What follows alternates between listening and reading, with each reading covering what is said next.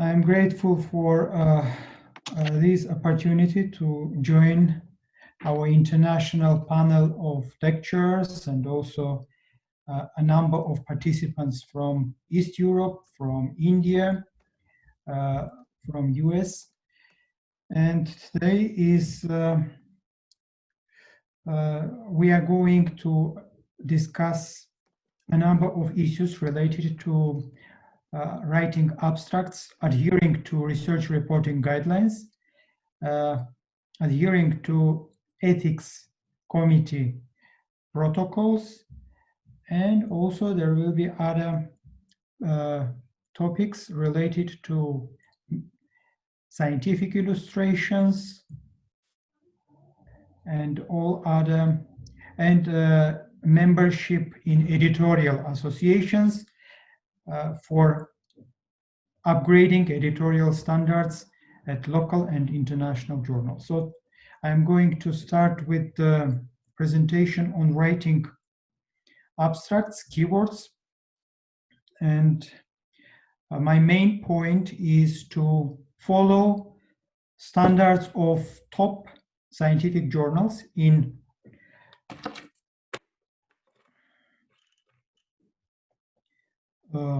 subject categories related to specific scientific fields. So you can see a screenshot of general medical journals. For all medical authors, the list of journals, top journals, indexed by Scopus and listed by Scimago journal and country rank is important because we follow their citation metrics and try to adjust our editorial standards to their requirements. Examples of top general medical journals, let's say New England Journal of Medicine, Lancet, etc. So we should be very well aware of Scimago journal rank, SJR. It's a scientific prestige metric. The more top medical journals cite these journals, the higher SJR metric. But you can also see that there are metrics related to H-index or Hirsch index of journals. It's a metric of publication activity and citation activity. So it's a bidirectional metric. But there are also many other citation related metrics which we follow. Today we are also going to discuss some alternative metrics which are also important for journal editors and authors. Here is the list of big 5 journals in veterinary medicine. Today we have participant from Kharkiv also representing veterinary medicine, and this particular slide is for that particular participant. So each specialist should be aware of top scientific journals in his or her scientific domain, and should learn more about top cited journals, top cited articles, highly cited articles in related to scientific accomplishment, review article, PhD dissertation. So these top medical or veterinary medicine journals should be leading journals for scientists and research authors. Another list of top journals related to social sciences. Social sciences, theology, philosophy, these list of journals important for humanitarians, specialists in arts and humanities. We are aware that humanitarian specialists have many journals, different in their standards format from medical journals. However, listing of these journals next to medical journals on Scopus and Web of Science means that all these journals meet the same international standards. And again, theologists, philosophists, sociologists should familiarize themselves with top journals in their field, pay attention to top cited articles. Top cited articles means articles are well accepted, positively accepted by scientific community, and can be also, these highly cited articles can be also considered as an evidence, a sort of evidence. For medical scientists, it's clear that evidence is everything. For sociologists, humanitarian, and others, non-medical specialists, evidence slightly different. So I try to introduce common approaches acceptable to all specialists, citation-wise. There is also another type of approval, societal approval, coming from alternative metrics, Twitter mentions, tweets, Facebook mentions, and social media activities. So we should keep balance between citations and alternative metrics activities. And we should follow both metrics to know how important or how well scientific articles are accepted by scientific community. For me and for most medics, Lancet is top medical journals, and their standards of writing are exemplary. We learn from their instructions for authors, from their format of presenting articles, and also from how they follow citation and alternative metrics. Some editorial associations are particularly concerned with scholarly writing, and all specialists may benefit from standards or editorial guidance of International Committee of Medical Journal Editors. We'll talk about this association a bit later in detail. Council of Science Editors, American-based, US-based association of leading scientific science editors, journals, editors of top scientific journals such as New England Journal of Medicine, Nature, Science, and their guidelines are also important for all specialists, medics and non-medics. International Association of Veterinary Editors, they have their own specific guidelines or research reporting standard for veterinary specialists. And of course, Equator Network is Oxford-based group of scientists who proposed more than 400, who accepted, endorsed more than 400 standards for research reporting, which are accepted particularly by medical journals, medical, biomedical, and allied journals. I think that all other specialists, non-medics, can also learn and adapt these standards for publishing systematic reviews, surveys, and some other standards. So each journal should have should adhere to certain research reporting standards. You can see that Equator Network accepted or endorsed several sets of standards of professional associations like American Psychological Association. They have their citation standards and also standards related to styles. They propose their own style guide, also important for journals, and authors can learn more how to properly cite references how to avoid plagiarism by adhering to American Psychological Association Style Guide. Committee on Publication Ethics has its own flow charts and editorial guidance. We'll talk about it a bit later. Council of Science Editors proposed white paper on research integrity and updated few months ago. And you can see also other regional associations. So we should know about all these regional associations, what they do, what type of editorial standards they propose, and should try to adhere to all relevant editorial standards. These are important for editors and also for authors.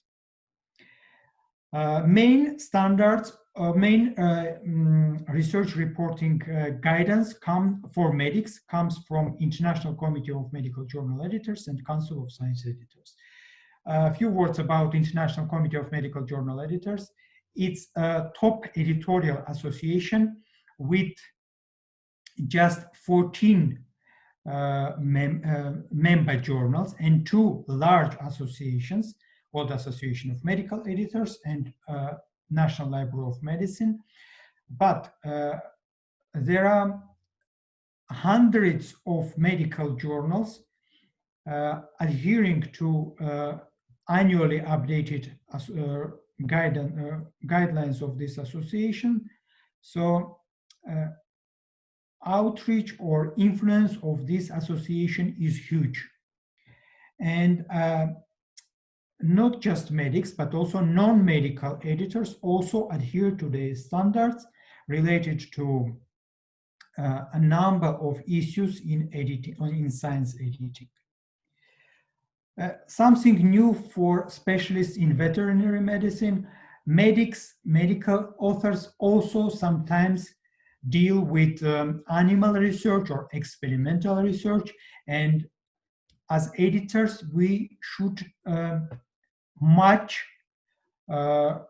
authors' reports with these particular research reporting standards endorsed by International Association of Veterinary Editors. It's a small association, but the most important document of this association is ARRIVE guideline. They proposed ARRIVE guideline for reporting animal research, which is endorsed also by Equator Network. So Equator Network is important for medics and also for veterinary medicine specialists. Now, how we structure title. Principles for medics and allied specialists are similar.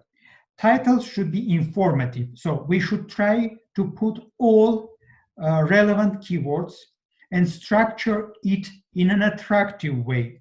Let's say for review articles, title may include some buzzwords or common words like osteoporosis or diabetes. This type of scientific terms are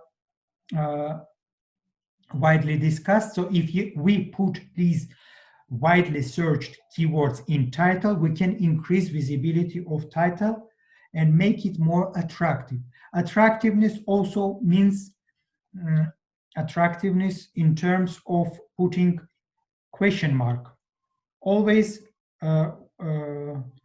we try to find response to interrogative titles, and interrogative or titles with question marks attract a lot of attention. Article titles should not be too long, because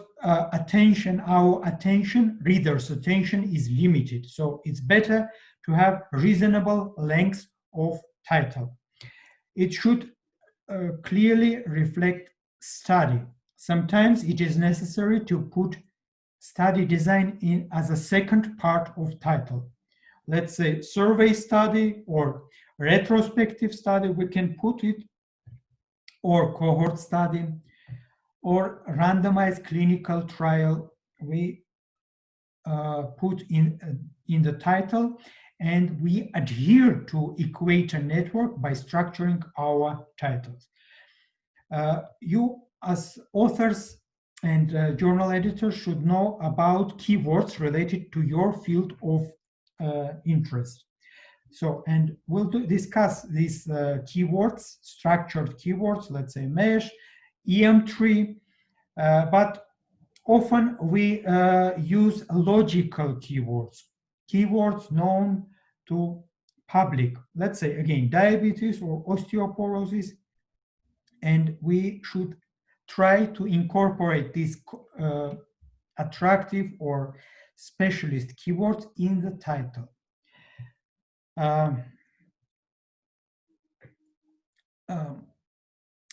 Often authors try to make their article titles reflective and divide title into 3 parts. It's also something unusual. It's better and appropriate to have just 2 parts.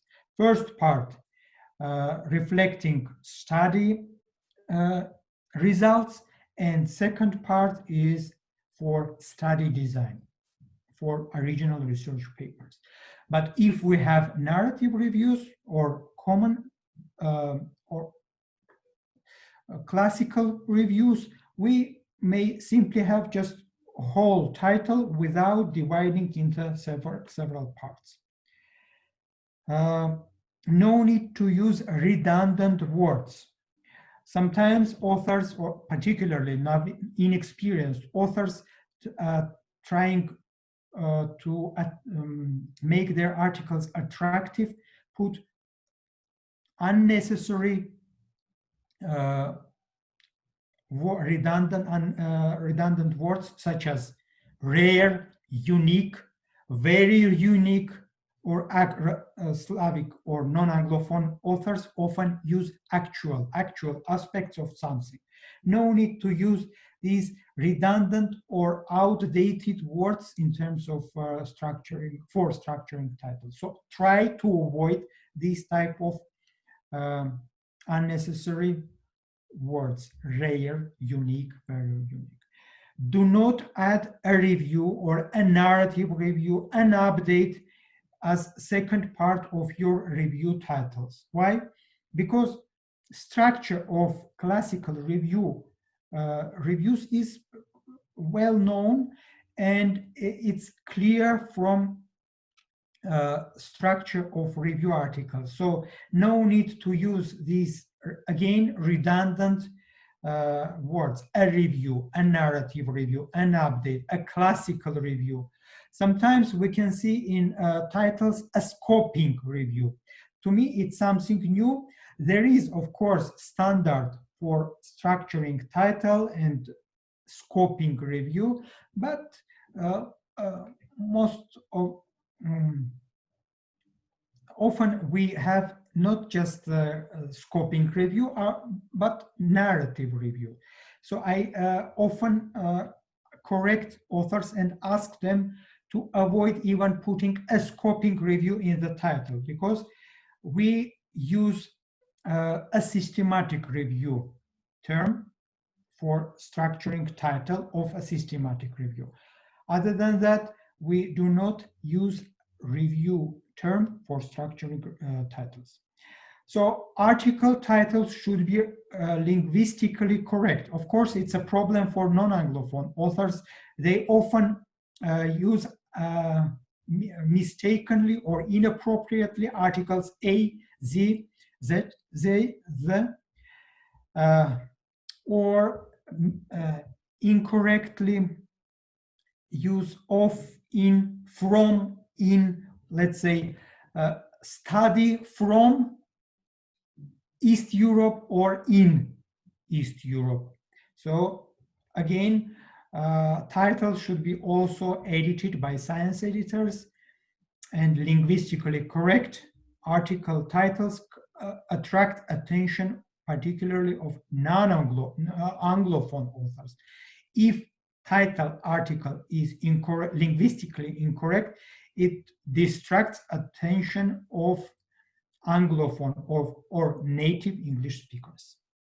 So here are examples of article titles. Cardiovascular involvement of Takayasu arteritis.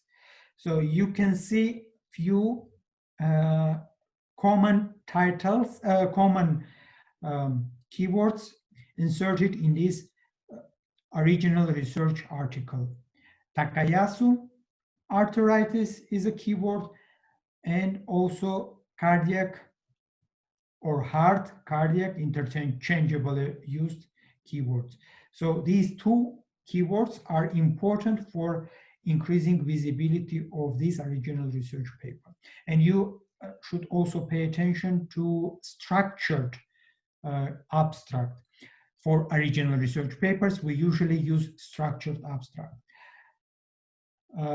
divided into several parts: introduction, methods, results, and conclusion. Another example from journals often targeted by East European authors. You see unnecessarily, incorrectly or mistakenly used article A first. They cannot be, it's linguistically incorrect. So editors published an article without paying attention to language or style. So it cannot be a first. A and first should not be used. Another mistake, geographic term is inserted in title. It reduces attention of Anglophone authors outside of East Europe. Another second example, again from journal frequently targeted by East European scientists, the effect of something. So we do not recommend to use this type of structuring titles. Why? Because everything is clear, everything is examined thoroughly, and it's better to have something more updated, something more related to results of study. There is a certain classification of titles: declarative, which is used for original research, and we can put a number of keywords in titles, descriptive or neutrals, just two or one keyword, usually used for review titles, and interrogative title is used often for narrative reviews. When we put question mark, we increase attractiveness, and there is evidence that number of downloads also increased. Downloads are important as alternative metric of scientific activity. So we now also pay attention to downloads. The more article is downloaded, it means that it is attractive, so it's a hot topic, and we can also consider downloads metrics for our editorial strategy, which type of articles are more preferable and less preferable. So I told you about geographic terms, which we rarely use. We often use geographic terms for epidemiology studies. So now about structuring abstracts. These are required for original research. We should provide everything shortly in the same order as main text has it. So background, aims, methods, results, briefly discussion and conclusion. And there are certain standards, equator network standards, which we should be familiar of, and we should adhere to their reporting standards, even in terms of reporting or structuring abstracts. Nowadays, we also pay attention to funding information from Ministry of Health, Ministry of Science, and we should also have protocol number, and abstracts also include this funding information, for particularly for randomized clinical trials. Here is example from Lancet, flagship journal for flagship general medical journal. You can see that there is no funding for this case series on COVID-19. So, but if we publish clinical trials, it's highly recommended to put funding information.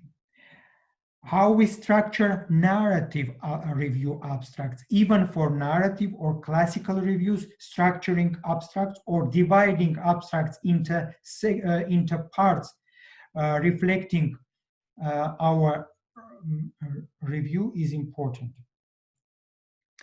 Why we need this type of abstracts? Because all bibliographic databases such as Medline, Scopus, they process abstracts along with references, and the more informative are your abstracts, the higher chances of indexing by these bibliographic databases. Here is example of narrative review with structured abstract divided into background, aim, methodology of literature review via Scopus, PubMed, Web of Science, and brief conclusion based on results of review. Narrative reviews also allow us to reach a result, a certain result, and this result should be reflected in structured abstract. We often nowadays publish also hypothesis, scientific hypothesis. So these type of articles also need structure of their abstract. Background divided into background, main hypothesis in one sentence or two sentences briefly, how to test proposed hypothesis ethically, and briefly about ethical implications of our proposed hypothesis. Let's say we can propose repurposing of vaccination for COVID-19 prevention. So it's a highly sensitive topic, and we should be very careful with structuring our abstract and the whole hypothesis. We should have scientific evidence for our hypothesis, certain evidence-based studies, let's say related to SARS, MERS, previous outbreaks of coronavirus disease. So, and we should also provide perspective, ethical perspective, whether our hypothesis of repurposing vaccination is ethical, whether it is safe, and what type of design is proposed by us. Is it ethical, let's say, to use vaccination when we compare vaccinated cohort with non-vaccinated cohort and expose both cohorts to virus? Of course, it's unethical. So we should be very careful how we propose to test our hypothesis. We sometimes we see as editors submissions which were published as abstracts, Congress abstracts. Always authors should disclose information about previous abstracts. Otherwise, it will be considered as redundant or duplicate publication, because our plagiarism detection systems track abstracts, and they can generate similarity rate reaching 100% or 50% based on abstract and also some other related information. So previous abstract, Congress abstract should always be reported. Now about acronyms or abbreviations in titles and abstracts. Over the past decades, authors learned to use more abbreviations in their abstracts and titles. And of course, this is an acceptable trend. However, we should also sell out our articles to non-specialists. So be very careful how you use non-specialist or uncommon abbreviation. HIV is common abbreviation, and it can be listed in the title. COVID-19 also commonly accepted abbreviation of COVID-19 disease, coronavirus disease 2019. But many other abbreviations or acronyms are not known to non-specialists and distract attention of non-specialists. So be careful how you use acronyms or abbreviations in your titles and abstracts. You see an example of it's a Slavic article, genetic article on genetic polymorphism, and you can see a number of acronyms or specialists abbreviations which are which means nothing to non-specialists. So these type of articles may distract non-specialists or non-medical or specialists who by chance may read or retrieve this article. Abstract, how we write abstracts. Of course, abstract should reflect main body of our manuscript, but it should not be simply a copy of main text, main manuscript. We should avoid too short or too long abstracts. Too short, non-informative abstracts disqualified by bibliographic databases, and this is why journal editors should ask their authors to write more informative, a bit lengthy abstracts. But there is also common limit, 250 English words. This limit is based on attention of reader, on an average reader. So we should be very careful when we put too long scientific abstract, because again, it distracts readers. They lose their attention. And in your informative abstract, you should limit use of acronyms. You shouldn't cite any article in abstracts or provide in abstract references. Sometimes philosophy or art and humanity authors put names of authors. They cite it in main text, but for medics and allied specialists, it's uncommon style of writing abstracts. Try to avoid in abstract citations. Reflect, of course, common words, common keywords. When you report in original research in your abstract, you should try to provide not just p-values, but also 95% confidence intervals. And you should round up your absolute numbers, because too precisions should also be limited. For case reports and case-based studies, we use this equator network standard.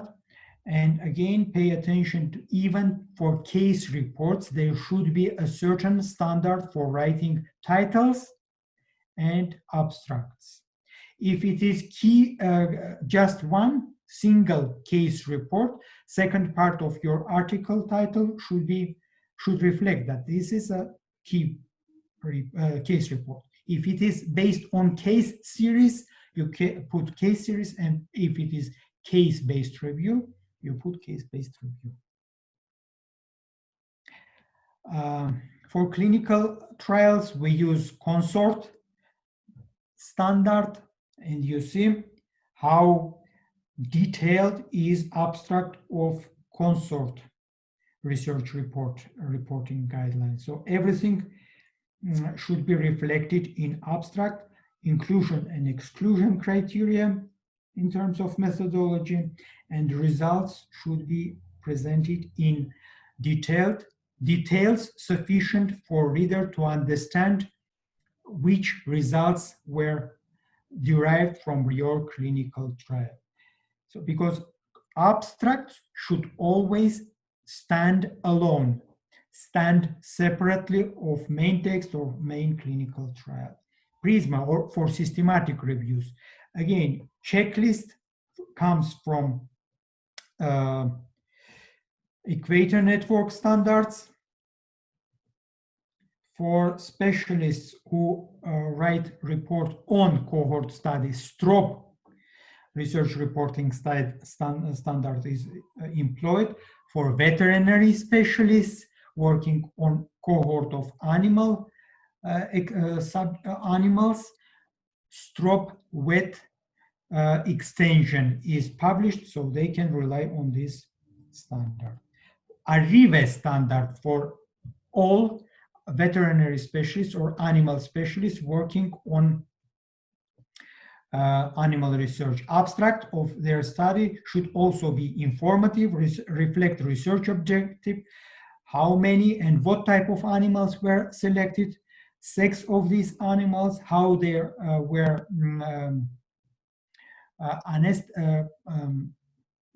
killed, how they're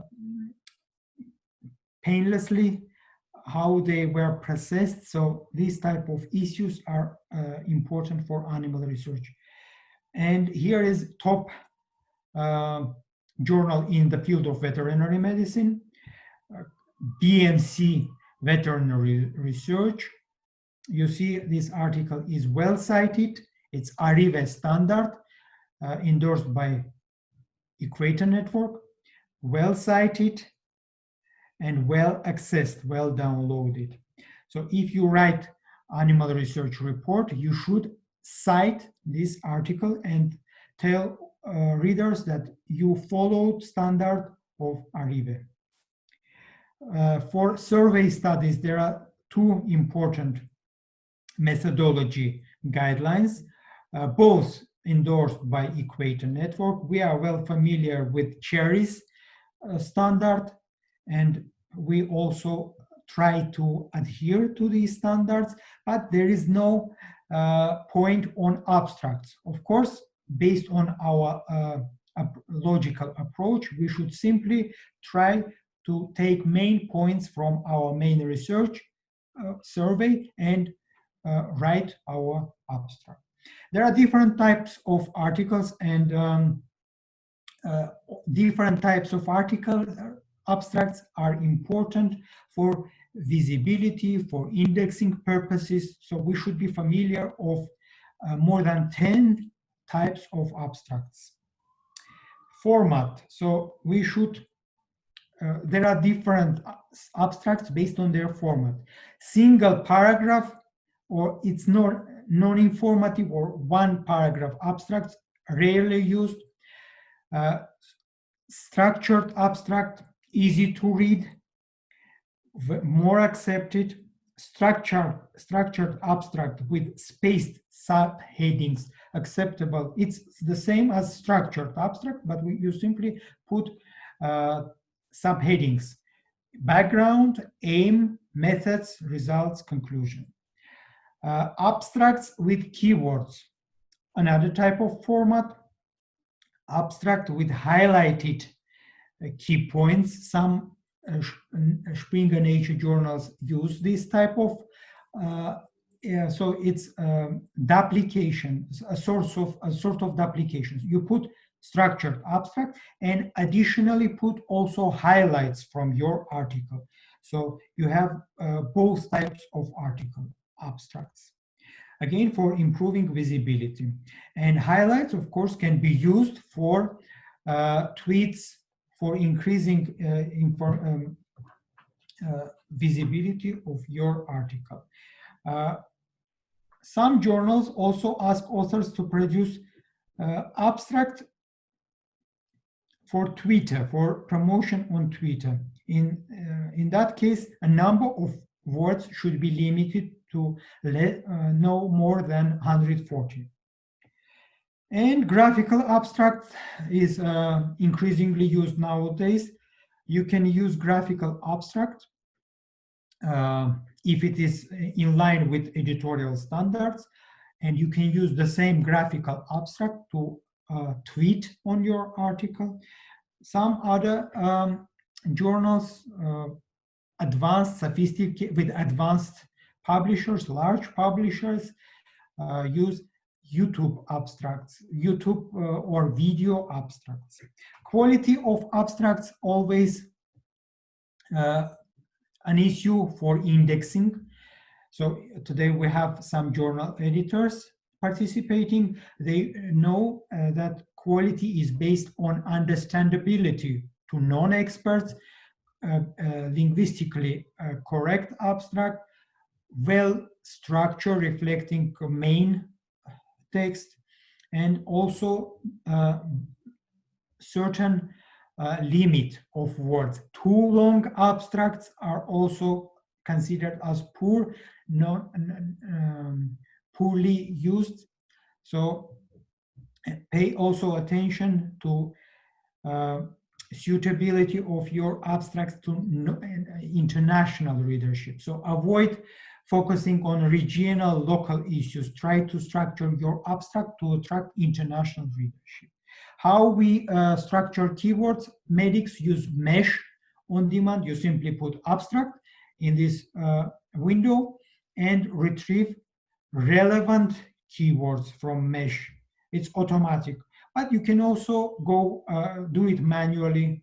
Try different logical keywords and retrieve articles with mesh terms.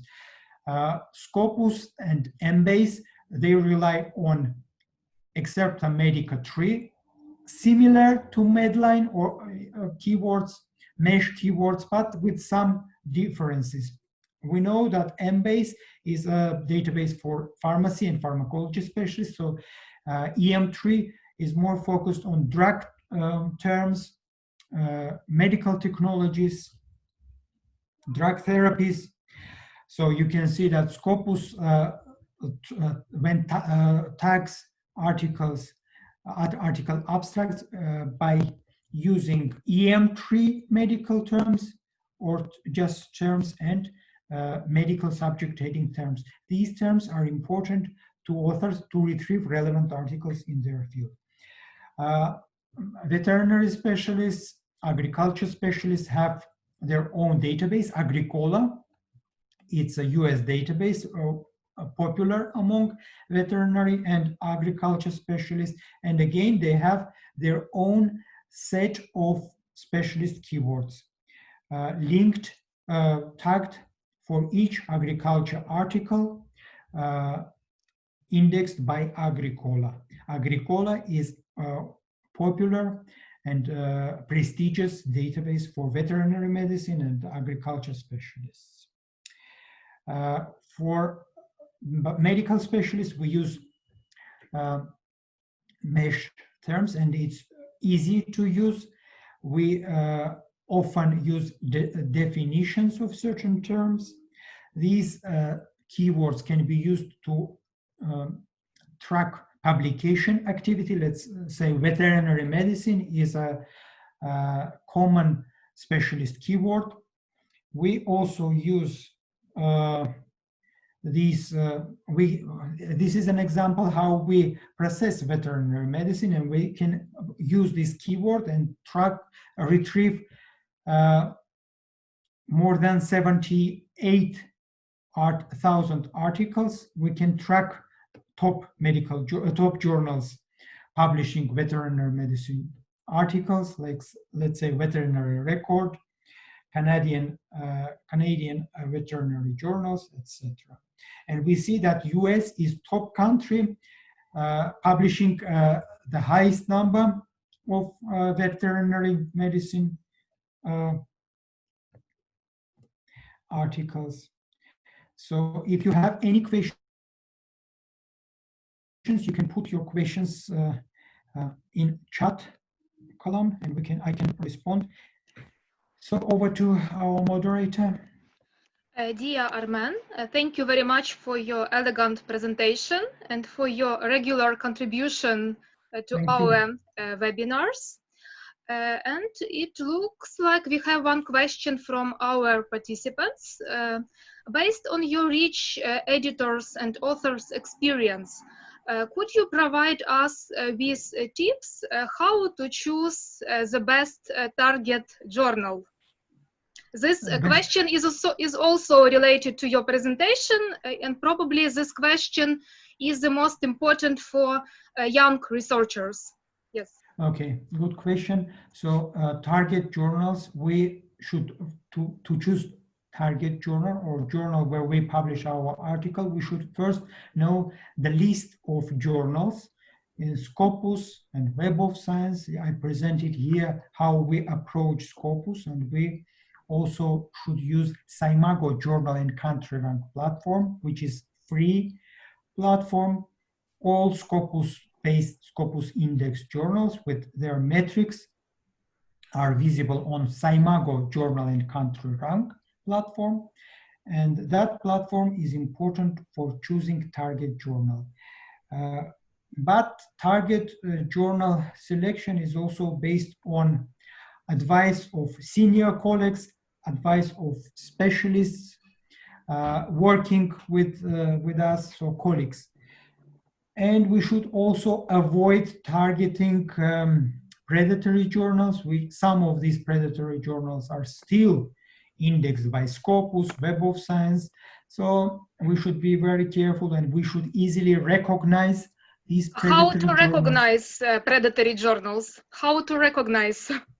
Based on absence of peer review. Let's say if a journal is indexed by Scopus, they publish 50 articles in 1 year, and next year they publish 500 articles, 10 times more, with the same editorial board, with the same number of reviewers. So it's easy to suspect that this journal disobey ethical norms and avoids peer review. So if there is no peer review, if Pablon's profile is poor, we can analyze deeper that journal, and we can also claim that if journal is non-peer reviewed, so can be a candidate for delisting from Scopus and from Web of Science. So we should publish all articles based on peer review. Is it possible to publish article in open access Scopus or Web of Science indexed journal without article processing charge? This question is also important, especially for young researchers. Yeah, I understand. So we have hundreds of platinum open access journals. The best example for East European scientists is Croatian Medical Journal, Platinum Open Access Journal, but they publish limited number of articles, so their rejection rate is high. So authors should use Platinum Open Access journals if they wish to archive their article by PubMed Central. And they can also publish in subscription journals, let's say in Springer Nature or Elsevier journal, that they publish articles based on subscription publishing model, but allow authors to reuse or disseminate the articles based on ethical dissemination without paying any publishing charges, author processing charges. Well, thank you very much for Thank your you. excellent presentation. And I would like to introduce our next speaker, Dr. Latika Gupta, who is not only one of the leading Indian rheumatologists, but also highly skilled social media editor and author of numerous publications. She is an expert in myositis and research related to survey. Dr. Latika, she will be talking about graphics design. You can start your presentation. Thank you, Lena, for your very kind introduction. So today we'll be talking about art in academia. This is a slightly offbeat and also ignored topic in academia, although this domain very much exists for publication and features in various journals, as we will see today.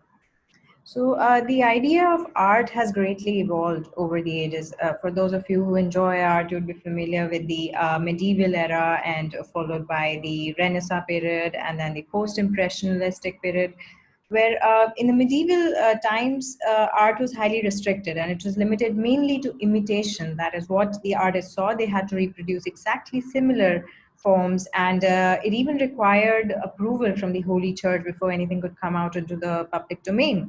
But current forms have greatly evolved and are largely a representation of the outer existence, which is more temperamental or perceptive from the eyes of the artist, or an expression of the artist's inner life.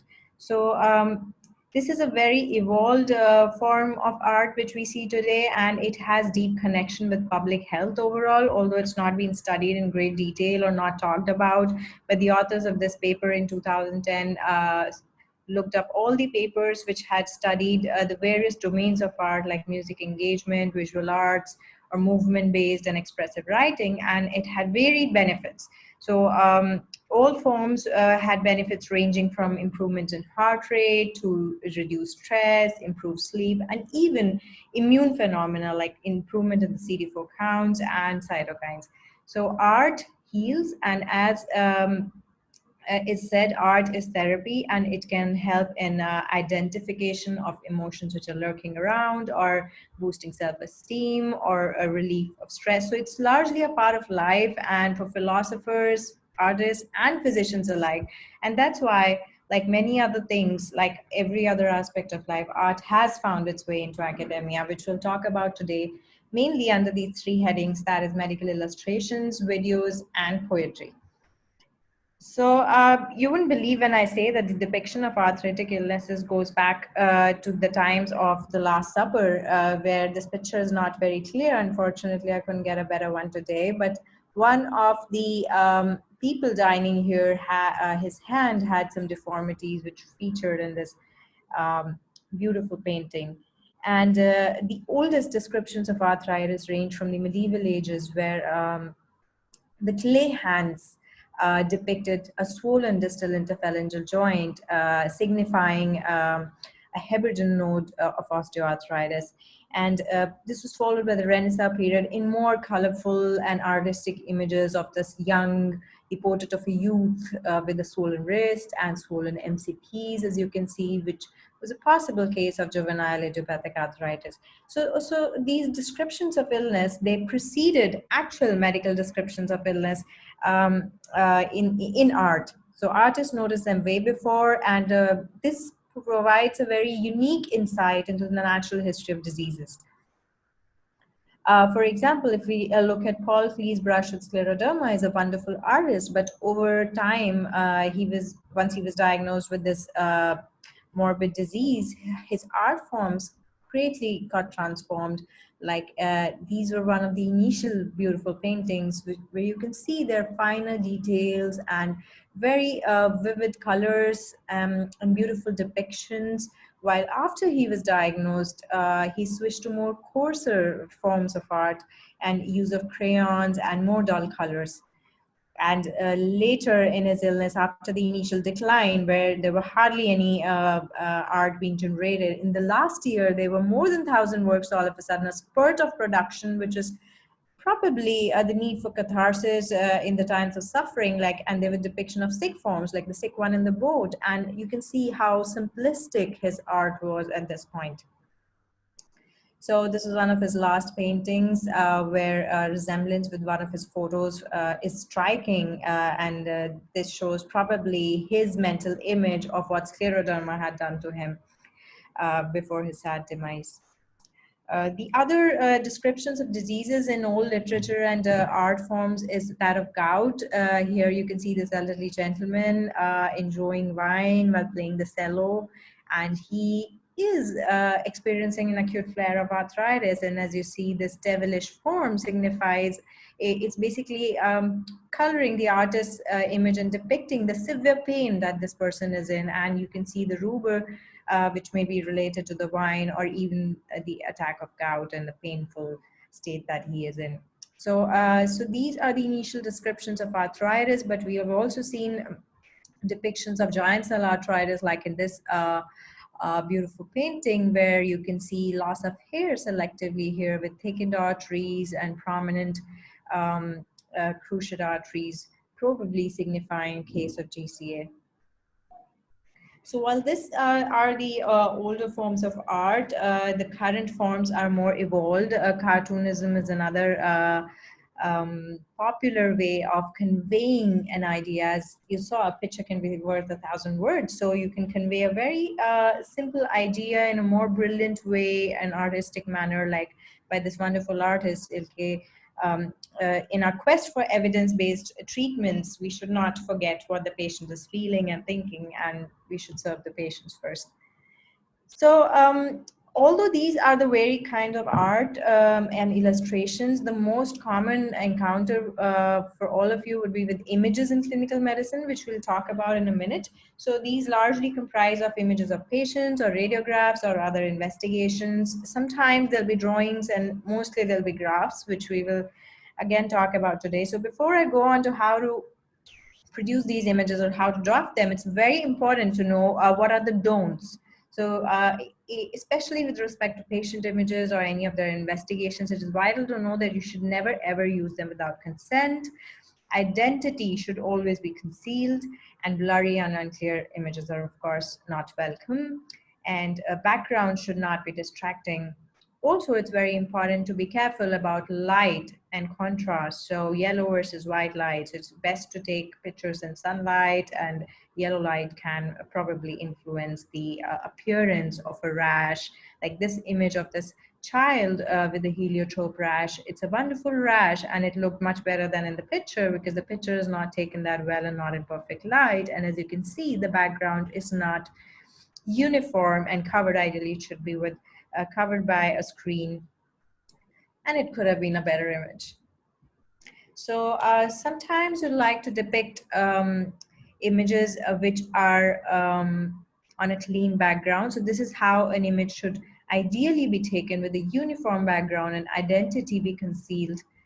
Similarly, when you're producing radiographs, you have to conceal identity in all of them, and also probably depict all the abnormalities using specific arrows. For different images, sometimes you can use different colored arrows, like a white arrow, a black arrow, gray arrow, or a thick arrow, and then you describe that what are the abnormalities that are being noted. Similarly, this is another example of an image where this is a rare case of myositis ossificans progressiva in a very cheerful and optimistic young lady who had these large tumoral masses of calcification all around, so gradually, literally engulfing her chest. And here you can see the legends. I want you to pay attention to those. So you clearly depict that these are the white arrows, which signify heterotopic ossification in both the arms around the elbow joints. And here you talk about heterotopic ossification in the chest wall and left axilla. So patient identifiers again have been removed, and consent has to be taken for all such images. Then an example of how you should not do it. So this was a case of, again, juvenile dermatomyositis, and this kid had calcinosis of the scalp, which is a very rare site for calcification. And we wanted to depict it, but you see the title of the paper is Calcinosis of the Scalp, and when you look at the image of the scalp, the calcinosis is not coming out very well. And of course, the image got rejected until we asked the patient for a repeat image, and here we see it much clearly, and here we see it in another view.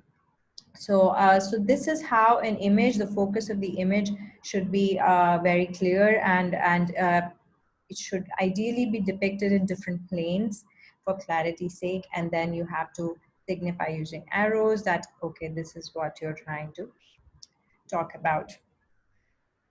Apart from that, graphs and drawings are the other form of images that you will often encounter if you're writing a review article. You may need to draw figures, or if you're depicting any complex idea, then again, you'll come to drawings, and you'll be tempted to copy images or borrow images from elsewhere. But ideally, as far as possible, you should try to draw your own figures. And we'll talk about that in a minute, how to do it. And you should limit adapted figures. And if at all you do, you have to take permissions. And even after permissions, you should always cite the original. So the primary recommendations for any images is they should be legible. So distinct lines should be used. The thickness should be in good contrast, and avoid multiple dotted lines. Color is more practical, but you have to be careful. Sometimes colored images need to be paid for. And then if you're drawing serial graphs, then the axes need to be identical. The graphs should not be very complicated. So you may be tempted to use complicated 3D diagrams, but switch to 2D even if you feel like. And always supply suitable reference material, and never use graphs downloaded from the website. And for whenever you're drawing more complicated graphs, then ideally you should use vector-based files. So this is the difference between a vector and a non-vector. When you enlarge it, you see a pixelated view. So that's not a very clear image. That's a non-vector file, and vector-based files may be EPS, PS, PDF, or SVG. And depending on the journal specifications, if you have a vector-based file, then that's ideal. And sometimes you may use the Adobe Illustrator, which is again a very good format with great clarity, but most of the submission systems may not allow you to upload this. So in that case, you may need to mail it separately to the editorial manager. Also, you should give high resolution images. So it should typically be magnified to 500 plus or more. And then you see if they're becoming jagged when you enlarge them, it's vector art or not. Further, they should be enlarged at least 20% more than what has been asked for by the journal, and 300 dpi or more is usually ideal. And if you're using your own digital photographs, adjust the camera to the highest quality setting, because sometimes if you're using the phone or a camera, you may not be careful and it may be on a low quality or power saver mode. And then if you're using a professional digital camera, then JPEG or TIFF files would be adequate. You never should submit the raw files. Then if you're extracting photographic images from Word or PowerPoint files, like sometimes you may be drawing on PowerPoint, so you should ideally give them as JPEG or TIFF, but sometimes the editorial handling system and the editorial manager may ask you for the PPT as well. So now let me give you an example of an image that I toyed with the idea of expressing this data set. So this was a review article, a detailed review of the prevalence of tuberculosis in children who were on biologics for rheumatic diseases.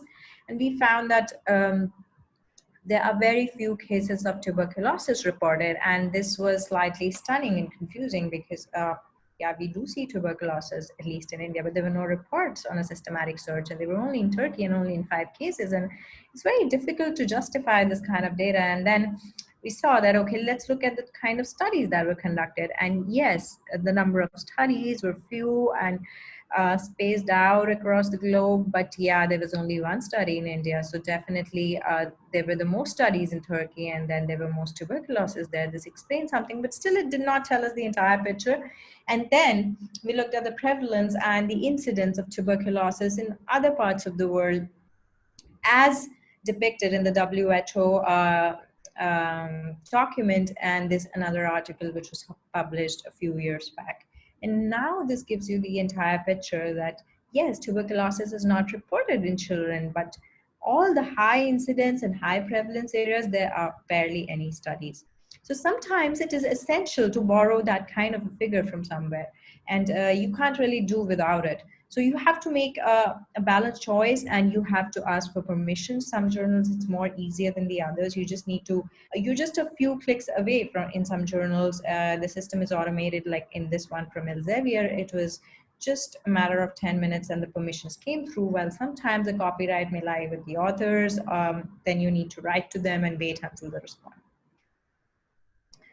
A brief description of drawing tools. So whenever you're trying to draw or depict any complex idea, it is best to use clean margins and avoid excessive color. So color images look great, but then you should not use color to for the background. Usually the background needs to be white, and the use of color can be varied, but stingy use of color. And then you have to pay attention to shape. Scaled versus non-scaled is another thing. So if you're drawing a figure for a review, then you may not use a scaled image, and that you can mention. And then labels you need to be very careful. So there's a label which will describe, the label is for the individual items in a figure, and then the legends will be a larger legend, and then the detail of the various components of a figure, which we'll talk about in a minute. So the tools, there are so many freeware out there for drawing figures. Some people use Adobe, some Paint. I use Microsoft PowerPoint, and there's so many. It's a matter of hit and trial what works for you. So you can draw immune pathways. So this is a figure using PowerPoint. So the common, it is time consuming and tedious, but once you're onto it, it's basically whichever software works for you. So you can draw tiny figures, and then once you've drawn like one virion, it's usually multiple subcomponents in a figure, and then you can club them, resize them, and then you can duplicate. So it's not as tedious as it looks, and maybe we can have this, leave this class for another day. Another thing worth mentioning is when you try to color these figures, so instead of putting them in solid fill, you can put as gradient fill to give it a more realist and artistic look, as done here to demonstrate a gradient. And then labels are essential, so you need to label all the components of the diagram, and they need to be placed in a correct manner without interfering with the overall visual appeal and the understanding of the figure. So the another tool which Microsoft PowerPoint offers you is icons. So they can be used to depict complex ideas and draw a flow chart or abstract ideas. And then something wrong with this figure is the background color. So background color is something you should avoid when you're drawing a figure. So that is the reason we have this up there, to teach you what you should not ideally do with an image. So again, it's important to know that drawing figures is only for complex ideas. For very simple ideas, it's best to rely on text, and the use of color needs to be judicious and limited to the items in a figure and not to the background. Now a word about graphs and figures. So figures, this is something you would be familiar with, that they should be numbered in the order of occurrence in the text. If you're drawing a graph, then error bars are essential. Figure lettering should be sans serif, and it should be uniform for all the figures. White background, which we talked about, avoid unnecessary boxing, distractions, unnecessary color, and spurious decorative effects, or any highly pixelated computer drawings. If you're using a histogram, then the vertical axis should not be truncated to exaggerate small differences. If it is essential, you may truncate the axis, but there must be a reason for it.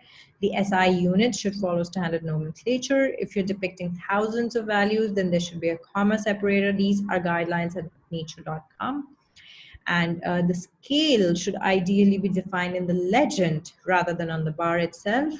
And then you can use visual cues like open red triangles because you don't want to type out a lot of text onto the figure.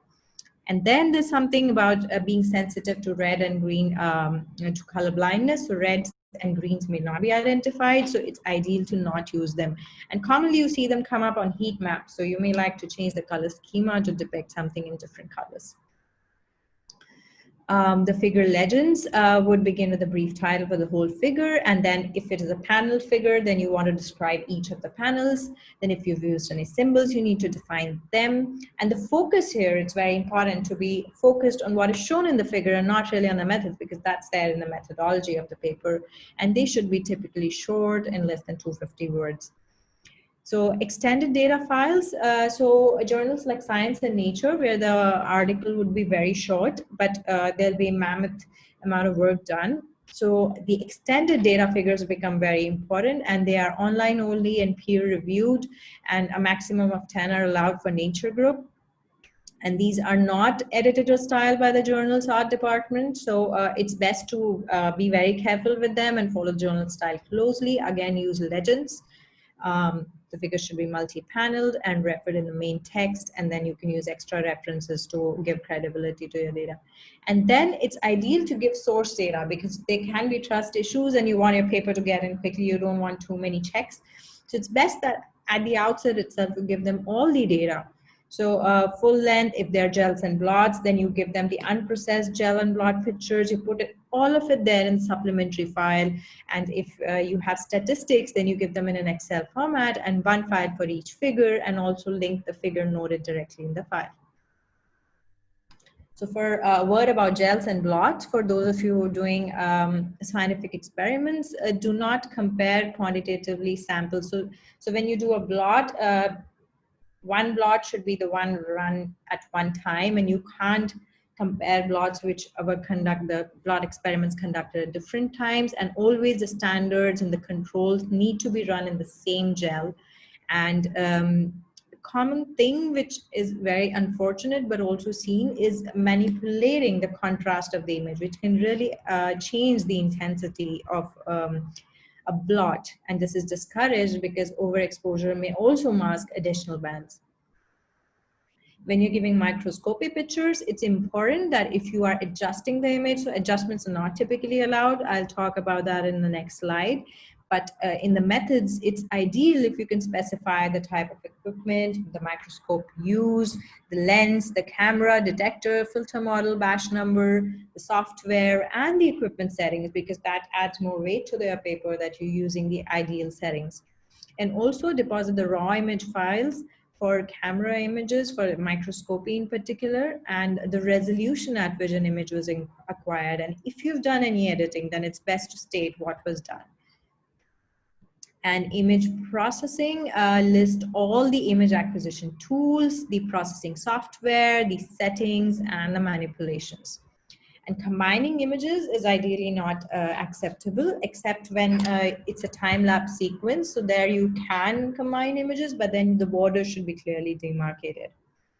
And touch-ups are a huge problem these days. So touch-up tools can obscure manipulation. So no healing, no sharpening. These are typically a no-no. Only brightness and contrast can occasionally be adjusted, and that too, it should be processed throughout the image. There should be no specific part of the image touched up in isolation. You may like to know about retractions related to image manipulation, which amount to serious academic misconduct. So this author group was involved in self-duplication of results and imitation, and also blatant copying of images from another researcher group whom they're not collaborated with. And as expected, it led to retractions and really bad outcome.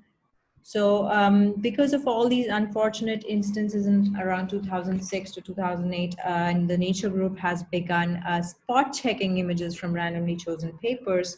And this is clearly a new generation with the Photoshop scare, where the older researchers who may be the corresponding author on the paper or the leader of the group may not be familiar with these tools, and the younger generation may be really proficient at those and be tempted to utilize them. And another misconception is that the editors may like a cleaner image. So there may also be innocent attempts, which the Journal of Cell Biology found that around 25% of accepted papers contain at least one inappropriately altered figure. And these could fortunately be supplied. An alternate figure could be supplied when the authors were contacted. But again, to remind you, no cloning, no healing, the urge to clean can be really dangerous. And the myth is that editors only like clean data, but what they actually like is solid data which provides striking conceptual advances. The effects may be small, but the statistics and controls need to make them believable. And data should be clearly presented and concise, but not at the expense of clarity.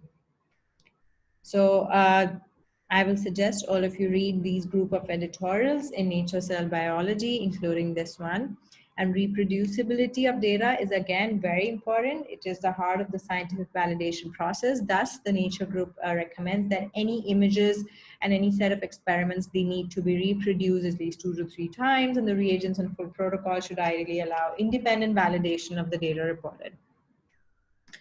So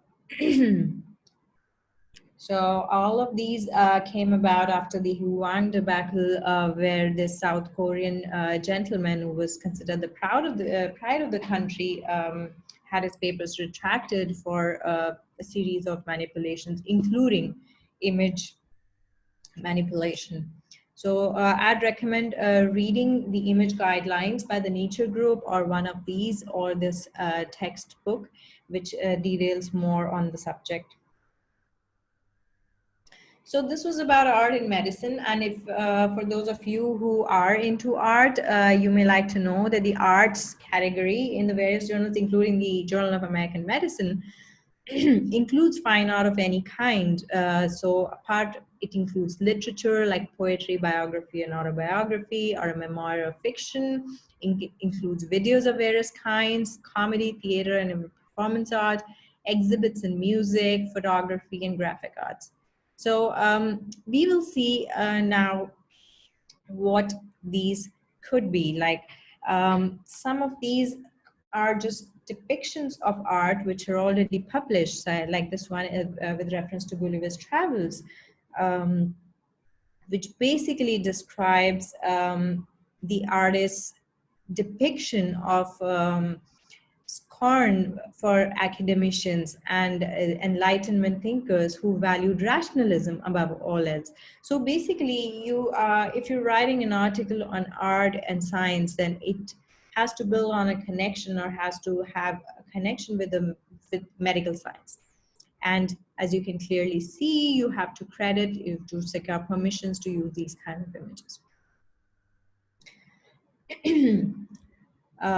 Another word about this gentleman. He's a professor of neurology at our institute and has received one of the highest civilian awards in the country, and described this new clinical sign in Duchenne's muscular dystrophy.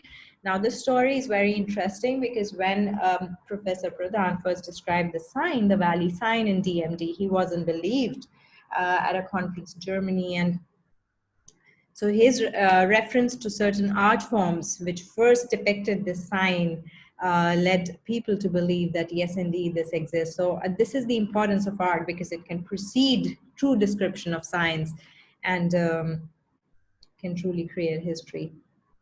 So some forms of art-based articles are more of extrospective writing, like this one, where the authors discuss the description of hand deformities and the odd shape of the foot and the fingers in this painting from medieval times, from the Renaissance period. And the authors wonder if the depiction of these little finger anomalies, is it just clinodactyly or camptodactyly, and what is exactly the purpose of this kind of a deformity in all of these fingers? Is it because they look more visually appealing, because in that era people used to wear pointed shoes because this kind of a foot shape was considered to be more beautifying? But it could also be a sign of osteoarthritis and suffering and martyrdom, which could be emphasized in this painting. And this is what this extrospective piece discusses. Or sometimes these images may like to highlight new information, like fibromyalgia is more of neuroinflammation. This is a new concept, and this again has been wonderfully depicted with the help of art. Now, another concept is infographics, which Professor Gasparin talked about a while back, and this is visual abstracts or graphical abstracts, mainly to highlight a key research question. So these need to be visually appealing, but also concise and tell the entire picture in one small image altogether. So maybe we will leave this discussion to another day. But for those of you who are the artists among us, take note that the humanities section in JAMA consists of art forms like essays and personal vignettes and original poems. So poetry in academia is another unexplored domain, and usually used to express a medical observation or sometimes to color a patient's perspective while facing disease. So this is an example of a wonderful poem written recently, featured in the Indian Journal of Rheumatology. And typically the poems would have a title and then an artist statement explaining what it is all about, and then keywords like this was a personal reflection of a grandmother's illness and rheumatoid leading to lifelong struggle with deforming arthritis. And beautifully, it depicts how times have changed and things are now different and how we are in a different era. So it's basically a very thoughtful piece depicting the evolution of science over the times. So various journals publish poetry, and this is a very short list, but there are many more. And so for the poets among us, you know where to go now. So check out any of these journals. Most of them allow one author, but some of them do not have restrictions. Now, video articles are the last different kind of artistic piece that we'll talk about today. And what do they contain? They could be varied, and sometimes the live action videos of the author discussing research, or a narrated PowerPoint with video clips of the data interspersed, or the animated videos using graphics and voiceovers, or demonstration of clinical science. So science which, suppose you want to show catatonia or something atypical, or a procedure or a laboratory technique, then a video may do that much better than text can. So while preparing for this lecture, I came across various journals, which some of them feature purely video articles, like for example, this one, the Journal of Minimally Invasive Gynecology, which has a decent impact factor, and it features videos like post ileostomy in endometriosis. So this is something which will obviously be better depicted over a video than using text. And then there are other video journals like Video GIE and urology video journals. Most of them depict surgical procedures, as one would expect. So the Nature group has also featured some videos like this one, depicting the immunology of the rheumatoid joint, very vivid and beautiful description, interlinking genetics and immunology and explaining the immune basis of disease. Typically, most of the videos need to have a disclosure at the beginning and a source of funding, as here, this one does. Video abstracts are more popular in rheumatology as compared to video articles. So I could not find any video articles so far, but video abstracts have been launched by Rheumatology Oxford and ANR and various other rheumatology journals. how to prepare. So people like to use a videography company, but they can also be done by the authors themselves and created at the author's expense and will be reviewed by the journal editors. But they are difficult to copy edit because not everyone is proficient at video editing. So of course, it should be more carefully prepared, leaving little room for error and correction. Always financial disclosure should be included, and additional videos may be requested by the editors. Logos and marketing graphics should not be there. Institutional copyright insignias need to be taken care of. And then due to copyright policies, they should not include music soundtracks, which is essential to know and a common mistake. Also, if human subjects are involved, then consent is vital and should highlight the key messages, be concise and understandable by medical professionals. Should not extend beyond the findings. If this is a video abstract, then it should not have anything beyond the paper. And if the narrator is not a medical professional, then all the terms should be pronounced properly. So there are lots of freeware to design videos. One particular example that I like to give is of Animaker, where you can use videos from still images and data charts, but here you can also create animations and cartoons, which are easy to use. Once you get onto it, you can easily learn it and prepare wonderful videos. There are plenty of other resources which you can check out online before embarking on your own video article. Thank you. Dear Latika, thank you very much for your very informative and useful, excellent presentation. You provide us with a huge number of tips. How can we improve visibility of our own articles? Thank you very much.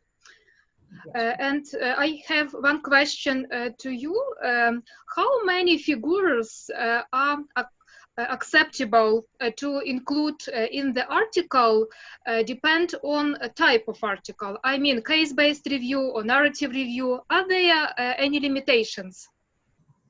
So yes, the number of articles that can be included varies from journal to journal and also based on the type of articles. For example, let's start with the lowest form. If it's a letter to the editor, a lot of journals do not allow any image, while some may allow one. And then if it is an original article, usually the limit is around 2 or 3, or most of the journals allow a total of 6 tables plus figures. So it's usually good to find a balance. So if you want to show very complex data, which is a lot, then it goes into a table. But if it is less complex, but not as simple to occupy text format, then it goes into a figure. If there are too many figures, you can also club them into panels. So that is a good technique, but ideally there should be some link between the various components, and they should not be totally disparate and scattered for the understanding of the reader. Thank you very much. Thank you very much. And our next speaker is Durga Misra, who is a highly skilled journal editor and author of numerous articles on journal editing and ethical items. And he will be talking today about ethics approval. Dr. Durga. Good evening, Dr. Olena, Dr. Arman, Dr. Latika, and everybody. Good evening. Just starting to share my screen. Yes. So what I shall be talking on is essentially quite a dry topic. I shall try to keep it as interesting as possible. So I shall basically talk about how the concept of research ethics evolved and what were the important milestones or historical examples of lack of research ethics which led on to the World Medical Association Declaration in 1964 and its numerous revisions. And then I shall briefly introduce what a research ethics committee actually means and try to provide a global perspective as well as a checklist for editors regarding what should be the basics of a research ethics statement from the authors for any sort of manuscript. So actually the incidents that occurred in Germany during the Second World War led on to the Nuremberg Code in 1950s, wherein the initial principles were espoused regarding what is consent, what are ethical principles of research, and what should be the rights of participants and what measures can be taken to preserve those rights. So this is the Nuremberg Code as it was published in 1947. And here I've just highlighted some of the areas. One is voluntary consent. So anybody who participates in a research study must provide voluntary consent, because a lot of people in Germany were subject to research without their consent. They were prisoners taken by force and research was conducted on them, and that was absolutely unacceptable. The second principle is that whatever experiment is conducted on human beings should be to yield fruitful results for the good of society, and there should be no other means to provide these results and or get this information other than to experiment on human subjects. By experiments on human subjects, I mean studies such as clinical trials. The third principle they espoused was that before going on to human studies, one must first experiment on animals and know about the natural history of disease so that one can understand how in a safe manner to experiment on humans, as well as try to understand whether any experiments or clinical trials that one conducts are making a difference to a natural history of disease or not. And the participants in a study should avoid all unnecessary physical and mental suffering or injury.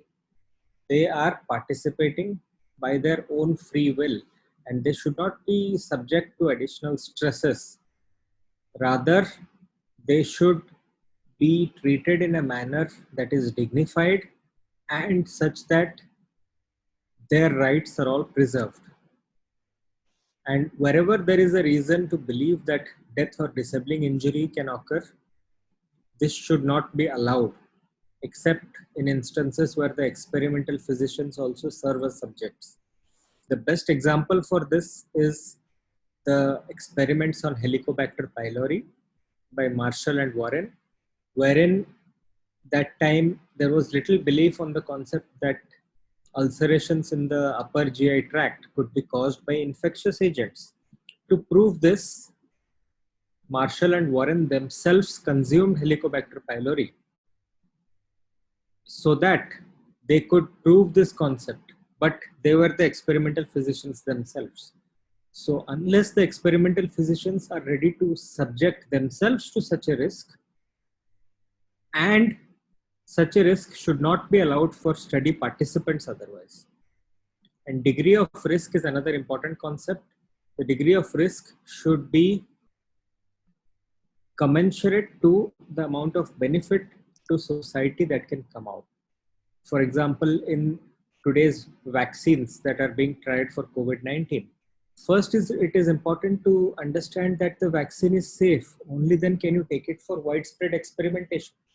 And hence there are regulatory processes for vaccine approval. Unless the vaccines undergo safety checks in phase 1 and phase 2 trials, they should not be subject to widespread use or to phase 3 trials. And there should be protection to the experimental subject against even the remotest possibilities of injury, disability, or death.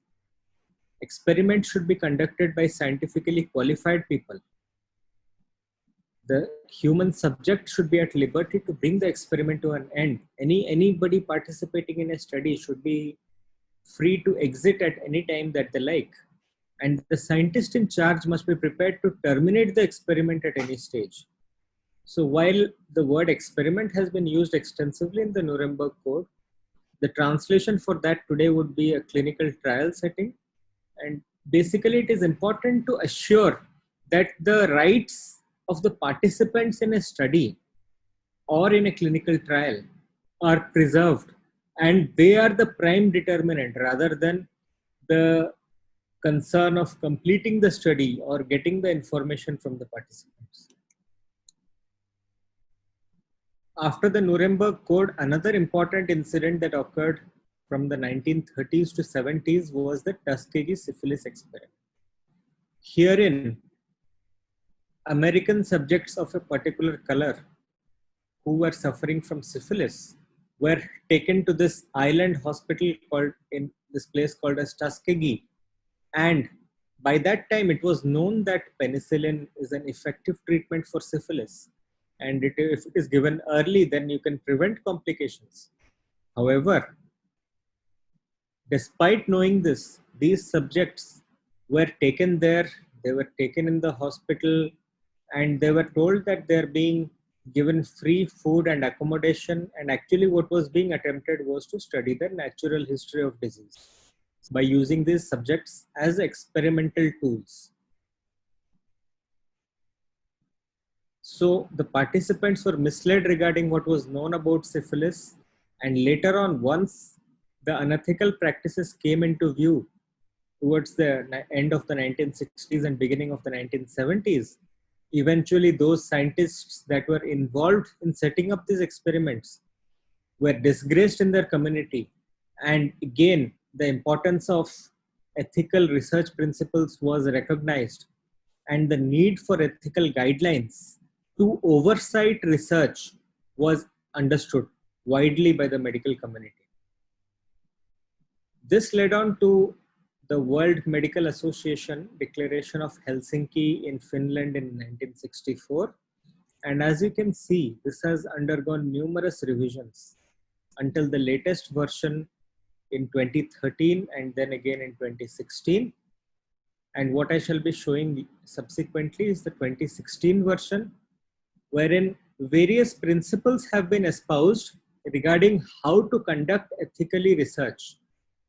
These include risks, burdens, and benefits, definition of vulnerable groups and individuals, what are scientific requirements and research protocols, research ethics committees, privacy and confidentiality, informed consent, situations where use of placebo is acceptable, post-trial provisions for those participants in clinical trials, research registration and publication and dissemination of results, and unproven interventions in clinical practice. We shall briefly go through each of these points. So basically, this is meant to address the topics regarding ethical conduct of research in human subjects. As Dr. Arman has said, there are guidelines for ethical research in animal subjects, and I shall not be touching upon those guidelines, but that is also a very important area which takes into consideration that the animal subjects have been appropriately, it has been appropriately decided how many subjects should be taken, how many animals should be taken in the experiments, whether they are not subject to inordinate or excessive pain, and whether after experimentation there are adequate facilities to provide euthanasia to the animals. And that's an entirely different topic of discussion. So any of you who is involved in animal research would do well to read those guidelines. I shall not be touching upon those. I shall just be touching upon the ethics guidelines regarding human subjects. In our institution and in most places, there are separate ethics committees for human subjects, for observational as well as interventional studies in human beings, as well as for animal ethics.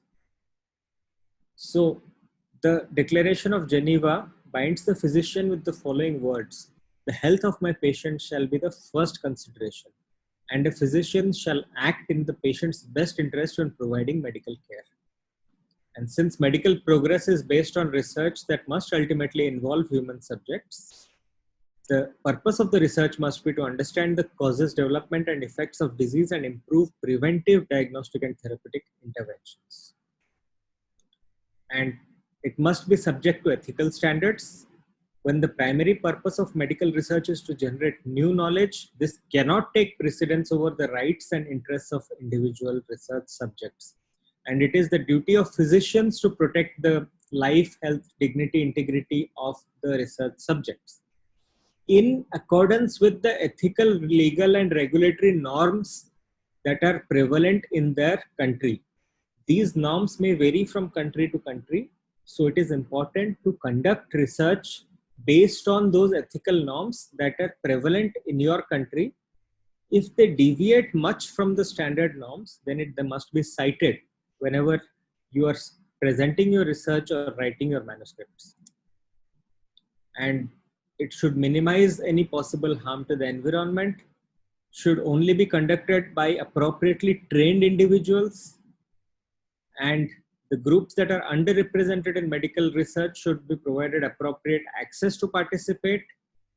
And if it involves combined medical care of the subjects, this should be assured that if they subsequently withdraw from the study, their standard of care, medical care that they receive, will not be harmed.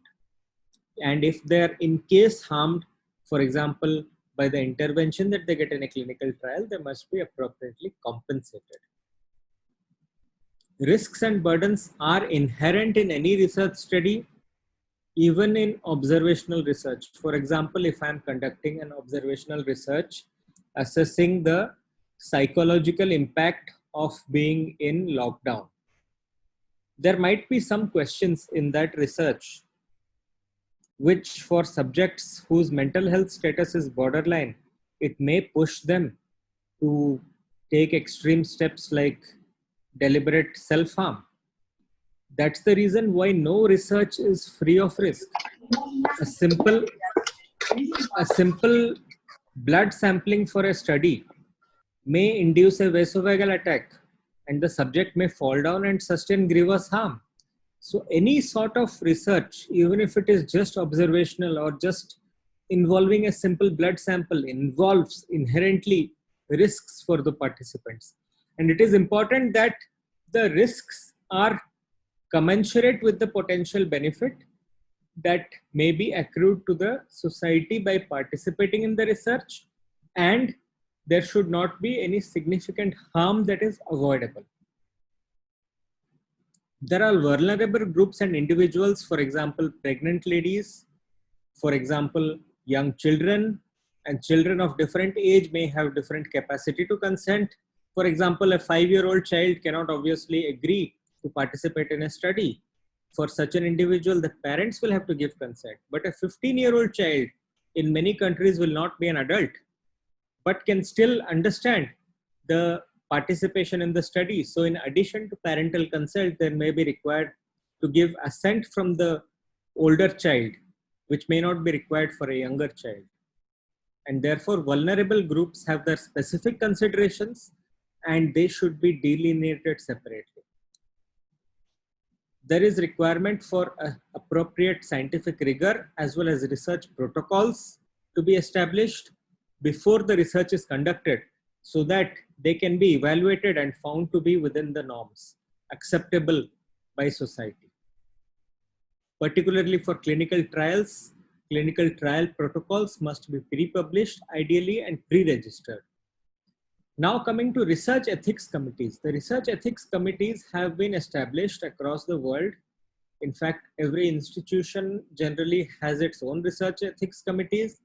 And for those individuals that are practicing outside the purview of institutions, there are local research ethics committees that can appropriately provide an oversight of the research that is going on and approve studies before they are started, as well as disapprove studies which pose significant risks to the individuals, or in which the risks are not clearly mentioned to the individuals, or prevent studies like those seen in Germany during the World War II, wherein the risk of individuals was not taken into consideration and the studies were conducted without consent of the individuals.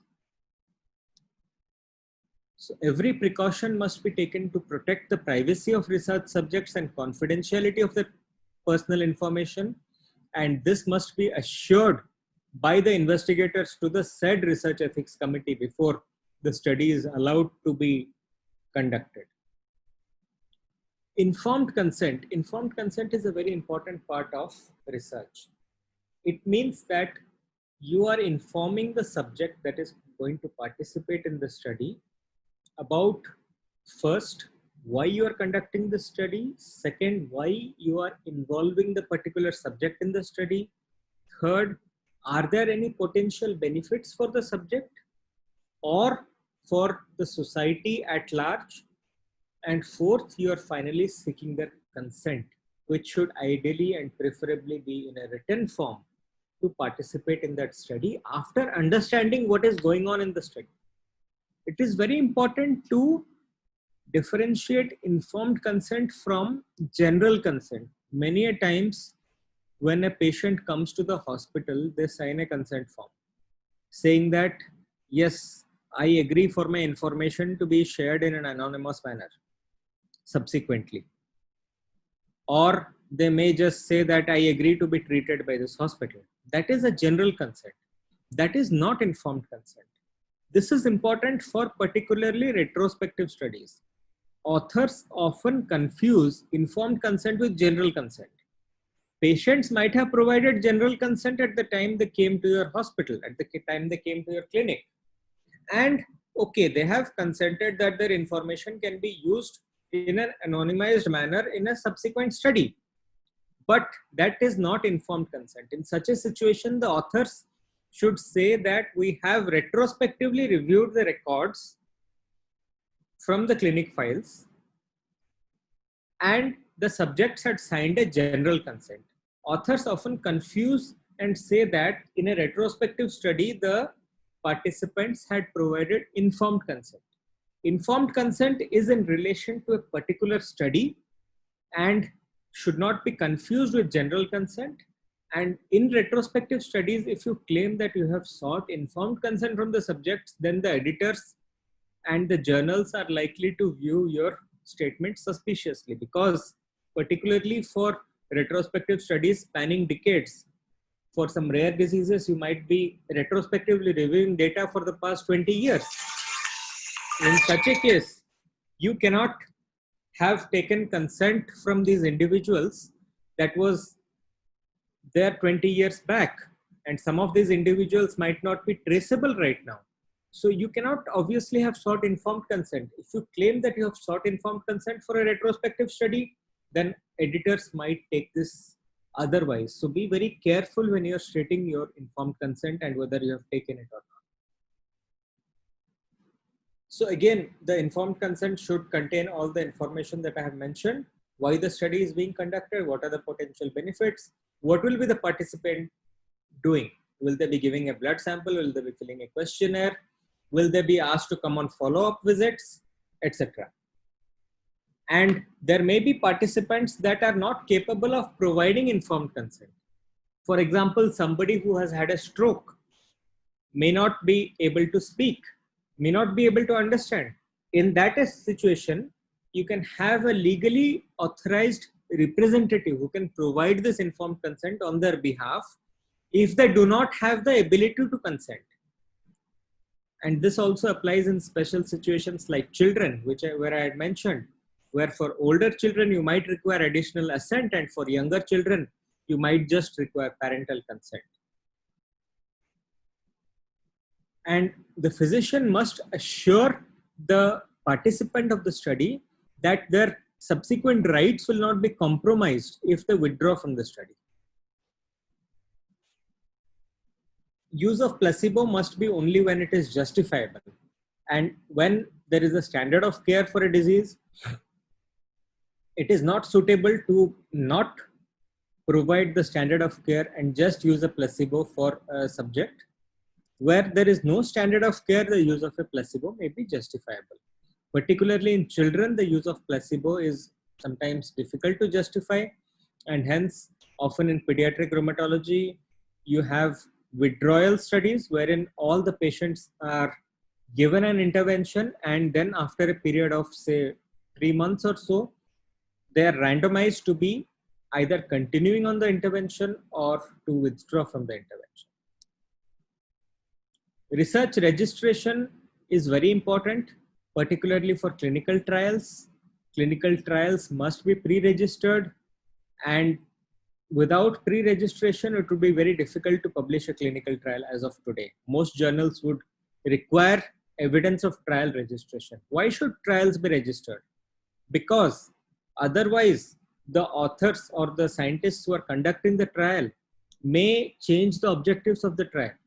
If there's, for example, if they are not able to meet their primary objective and they're meeting multiple secondary objectives, they may just change the objectives to reflect the secondary objective as a primary objective.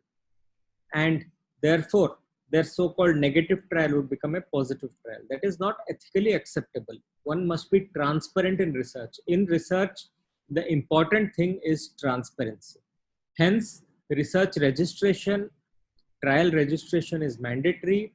Other research must be registered with the local ethics committee or with your local body that regulates research. And you must make every attempt to publish and disseminate your research.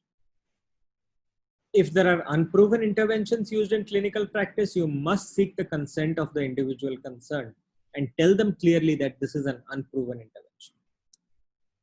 So, as I said, there are two distinct considerations of research ethics committee overview and of informed consent from participants. And authors must not confuse these two, and particularly informed consent and general consent must be distinguished. For case reports also, it is important that one must obtain from the participant a consent to publish, and ideally one should show them the case report before it is published so that they understand that it is anonymized enough. Sometimes they may point out features which may reveal their identity. You may not realize that, but there may be features there that will reveal their identity, and you must take care to appropriately anonymize a case report before you publish it so that the person in question cannot be identified.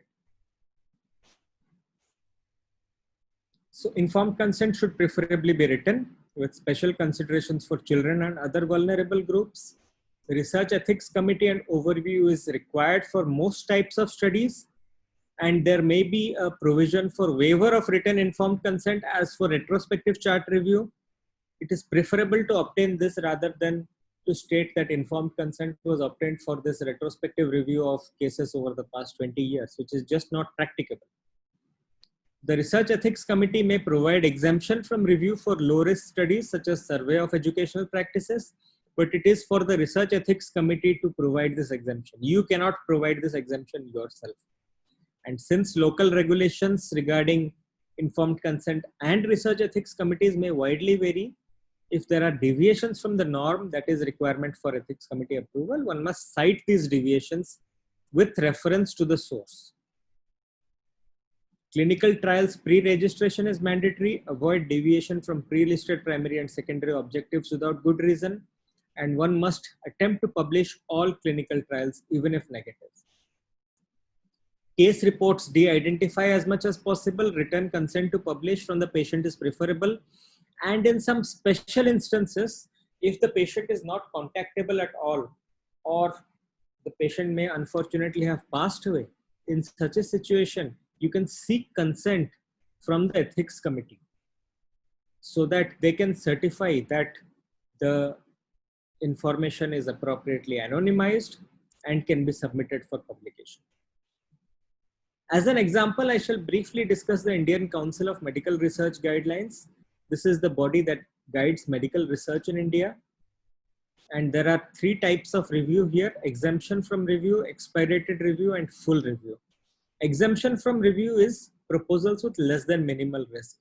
That is for data in the public domain like systematic reviews, meta-analysis, observation of public behavior without any linked identifiers, quality control and quality assurance audits, comparison of techniques, consumer acceptance studies, public health programs, or anonymized surveys wherein you are just not having direct contact with the participants. Expedited review is for proposals that have no more than minimal risk. For example, leftover specimens in biobanks or tissue banks, research involving just clinical documentation that is non-identifiable like medical records, or any protocol amendments to previous studies, or minor deviations from approved research projects. Whereas full committee review is required for those studies wherein there is some degree of risk that is considered significant. For example, involving vulnerable populations, those with minor increase over minimal risk. For example, some studies may involve deception of participants, like those in the psychological domain. Research proposals that have received exemption from review should be ratified by the full committee, and any major violations of protocol and research during emergencies and disasters which might have gone through an expedited review should subsequently go through a full committee review. Now coming to how research ethics committees operate in other parts of the world. This paper looked at research ethics committees in European countries and in North American countries. Here, as one can see, there is wide variation. For example, in Finland, there is a specific research law, so also in the USA, but not in England and Canada. And the basis of these rules could be regulation or could be requirements from funding agencies. Like from India, the ICMR guidelines, the ICMR is the major funding agency for research in the country. So again, different countries have different regulations, and there may be specific regulations for drug trials, and there may be components of the Helsinki Declaration that are included in the research documents, or there may be specific documents that have been synthesized by the particular countries. Therefore, because of these wide variations, it is important to appropriately reference them. As an example, I will just provide Research Ethics Committee in the UK. The UK has this decision tool making to understand whether your study requires a NHS Research Ethics Committee review. And first question that they ask is your study research? If you are not sure, then it takes you to this page wherein they define what is considered as research, what is considered as service evaluation, clinical non-financial audit, or just usual care. These three categories of studies do not require Research Ethics Committee overview in the United Kingdom. However, the problem that would occur is when you submit to a journal, they would require some sort of statement either from your trust or from your local Research Ethics Committee. So here what they have is, if you have mentioned no, then you can print the title of your research and the project ID, and it will print a certificate and give that this is not required to undergo Research Ethics Committee review, which you can now submit to your journal when you're submitting your manuscript. Again, the responsibility for understanding whether your study qualifies for Research Ethics Committee review or not is ultimately that of the researchers. It is not of the regulatory body. The regulatory body must be approached by the researchers if they feel that their study does not require Research Ethics Committee review. And once you provide the certificate to the journal, they would be satisfied and they would take your paper for further peer review. In the Middle East countries, this was a paper that looked at research ethics guidelines in various Middle East countries. And as you can see, some of these countries still did not have a guideline or did not refer to standard international guidelines. They have further differentiated into Gulf Cooperation Council countries, which are more economically advanced, and non-Gulf Cooperation Council countries. And as you can see that more of the Gulf Cooperation Council economically advanced countries have research ethics committees, and the less advanced countries economically often lack standard practices for research ethics committees. So research ethics committees across the world are widespread in their spectrum of what they accept as acceptable research practices, and therefore deviations must be cited. Here you can see that there are different guidelines: the Nuremberg Code, the Belmont Report, the Declaration of Helsinki, the CIOMS guideline, which I shall come to subsequently, the International Committee of Harmonization, Good Clinical Practices, this is predominantly for clinical trials, and certain religious practices that need to be considered. And different countries have different fulfillment of these requirements. The CIOMS, the Council for International Organizations for Medical Sciences, provides these guidelines for lesser economically developed parts of the world. And particularly one point that I would like to discuss here is women as research participants. In many Arabian countries, women often do not have an independent voice, and they may have to rely on their father or their husband whenever they go to the hospital to provide consent for examination, particularly if the examining person is not a woman themselves. And therefore, there are specific considerations for women as research participants. So the CIOMS guidelines take into consideration these specific considerations and mention about the vulnerability of women in certain societies.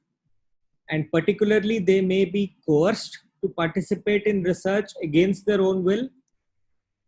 And they categorically mention that informed consent and authorization must be provided from the women subject themselves rather than their spouses or community leaders.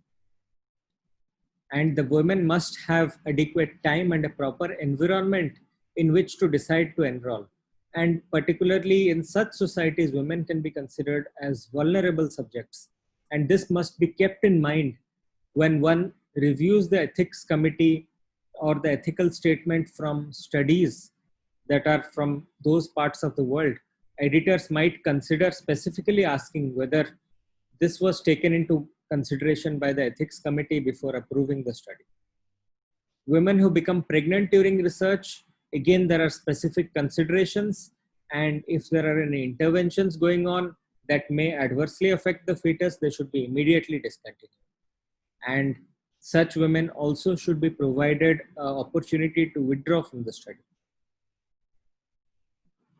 Now, when you write the manuscript after undergoing ethics committee approval, conducting the study, analyzing the results, it is important to mention the full name of the approving ethics committee, the submission number of the document to the ethics committee, and the date of approval. And for multicentric studies, all centers must have ethics approval at their individual centers.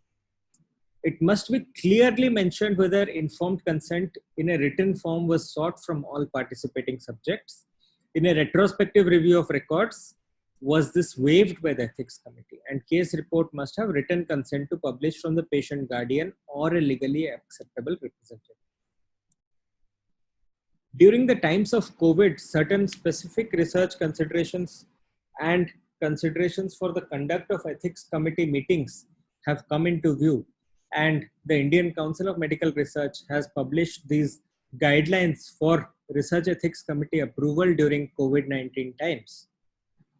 And it takes into consideration that research could be new research related to COVID-19 or ongoing or new research not related to COVID-19.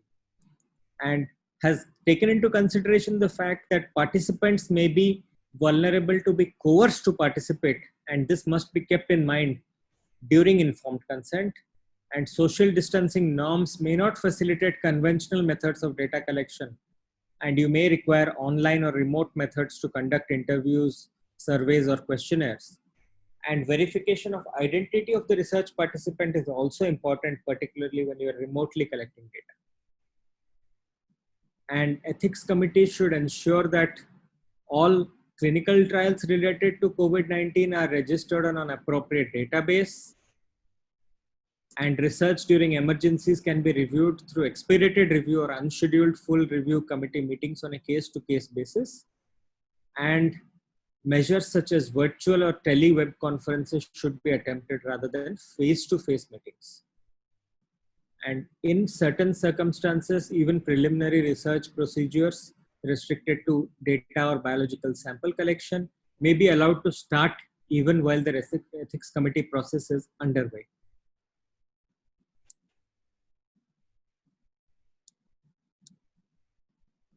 Here again, it is important to publicize the information that is gathered on COVID-19.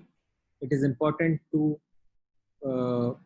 present this data as soon as possible to the public, to the policymakers, so that any decisions could be taken urgently based on this data.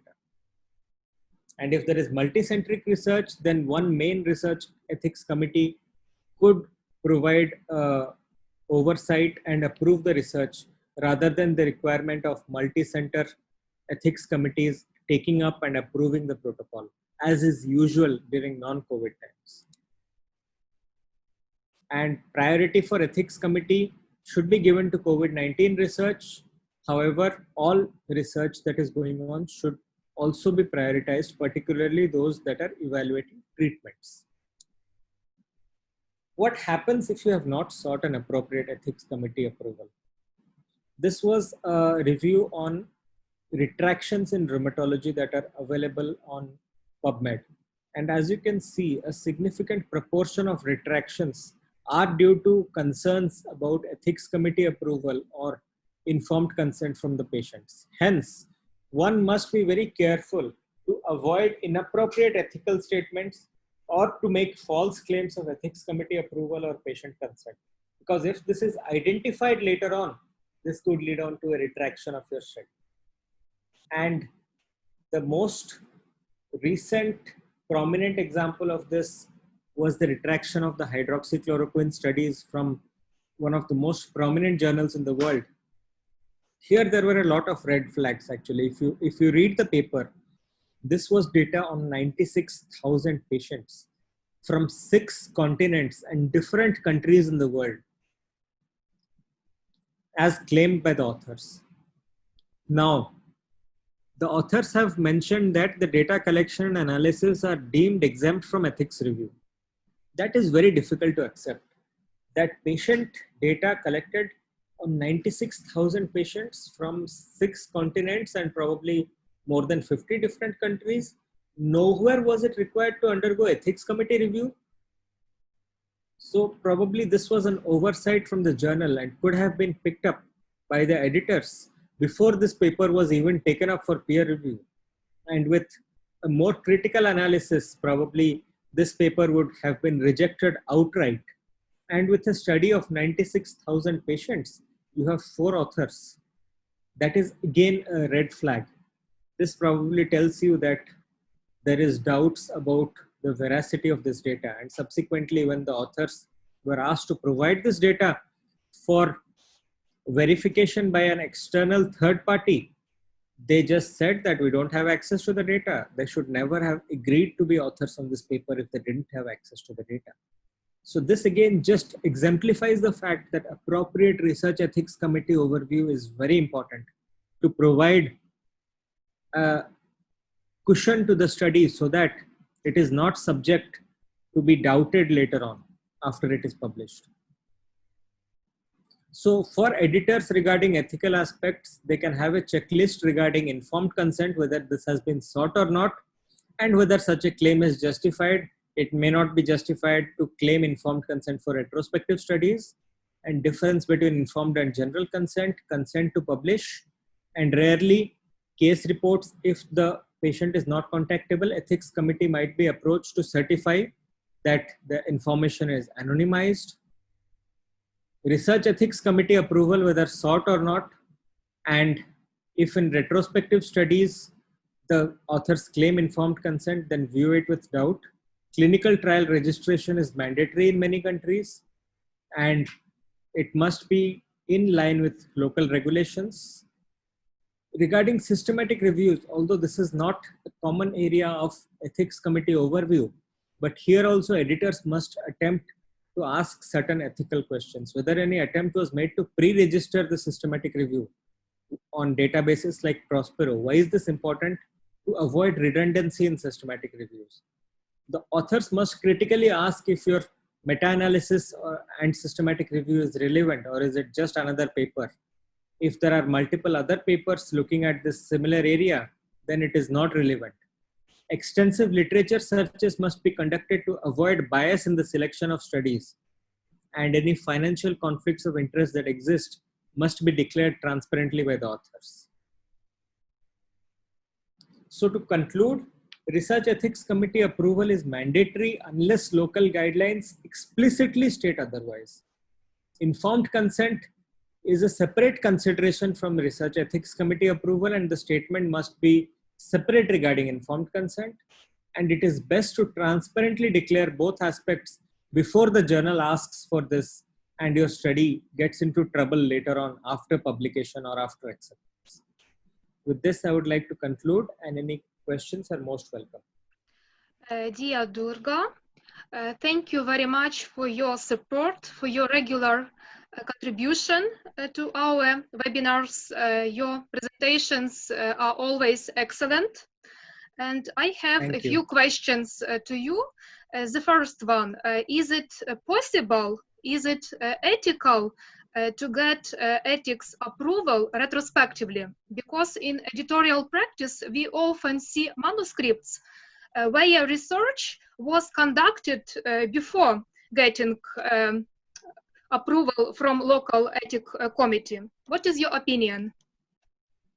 As per the local regulations in our country, it has been clearly mentioned that ethics approval must be sought before starting the study. And I think worldwide for clinical trials, definitely before the first patient is enrolled, the clinical trial must be registered. So I would think that in general, it is not suitable to seek ethics approval after completing the study. Rather, one should seek it even before starting the study, before enrolling the first subject in the study. But if deviations exist from this, if there are countries where the regulations do not mandate this or categorically state that you may start the study before you have obtained the ethics committee approval, then the authors must reference this. Okay, thank you very much. And the second question from Professor Zajkivska. Dear Durga, what is your recommendation about ethical issues for the studies with a survey approach that planned as online research? I'm sorry, I did not get the question actually. Okay, I can repeat one moment. Okay, survey. I Yes. get the question. Yes. Ethics approval of survey. Yes. Whether Yes. it's Okay. particularly for East European countries. Again, regulations are different. Right. In our country, survey of educational practices are exempt from ethics committee review, but we have to inform the ethics committee that we are conducting this survey and seek this exemption from them. So although they are exempt from a full review, the ethics committee still has to certify that this is exempt. But local regulations would vary, and I would think that if your survey is anonymized, if the identity of the participants is not going to be revealed or available to the readers of the survey report, I would think it is acceptable to not seek a detailed informed consent like one would seek from otherwise a study participant. And obviously for online surveys, that's not feasible. So I think research committees probably would take this into consideration, and like in India, such studies would be exempt from ethics committee review. But we cannot decide that this is exempt. The ethics committee has to give a statement that yes, we have looked at this study and this is exempt from further review. Thanks again for your excellent presentation. Thank you. Dear colleagues, we are going to launch Editors Society soon, and our next speaker, Dr. Arman, will be talking about importance of editorial associations. Dr. Arman, you can start your presentation. Yeah, first I'm going to share my screen. Yes.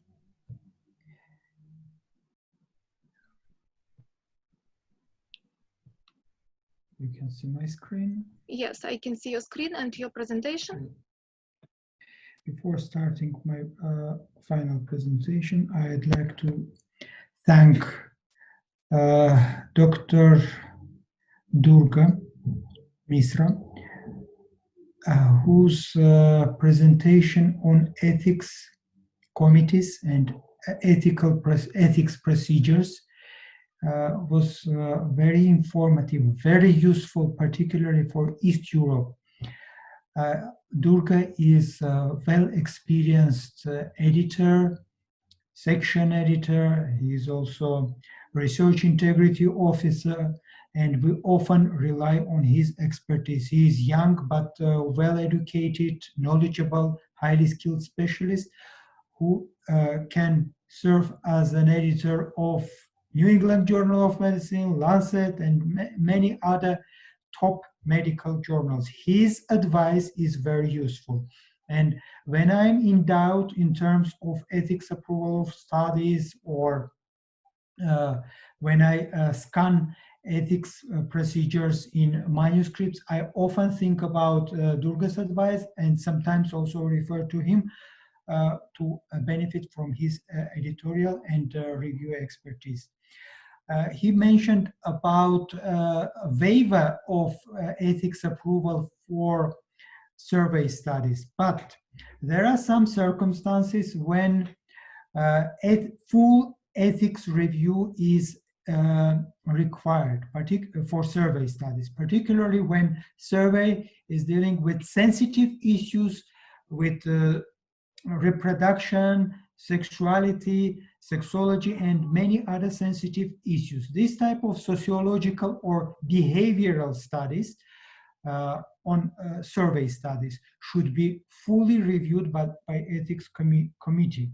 And we also, we rarely process this type of manuscript in clinical journals, but sociologists, theologists, and many other arts and humanities specialists should pay attention to a survey dealing with privacy issues. So be very careful. Norms are different for medics and non-medics. And it's also a matter of local issues. So I'm not sure that ethics committees in India and let's say in Eastern Europe are similar in power and in infrastructure. In India, almost all ethics committees dealing with clinical trials, cohort studies, they review very carefully. The same in UK, the same in Western world, but in East Europe, we often have some problems.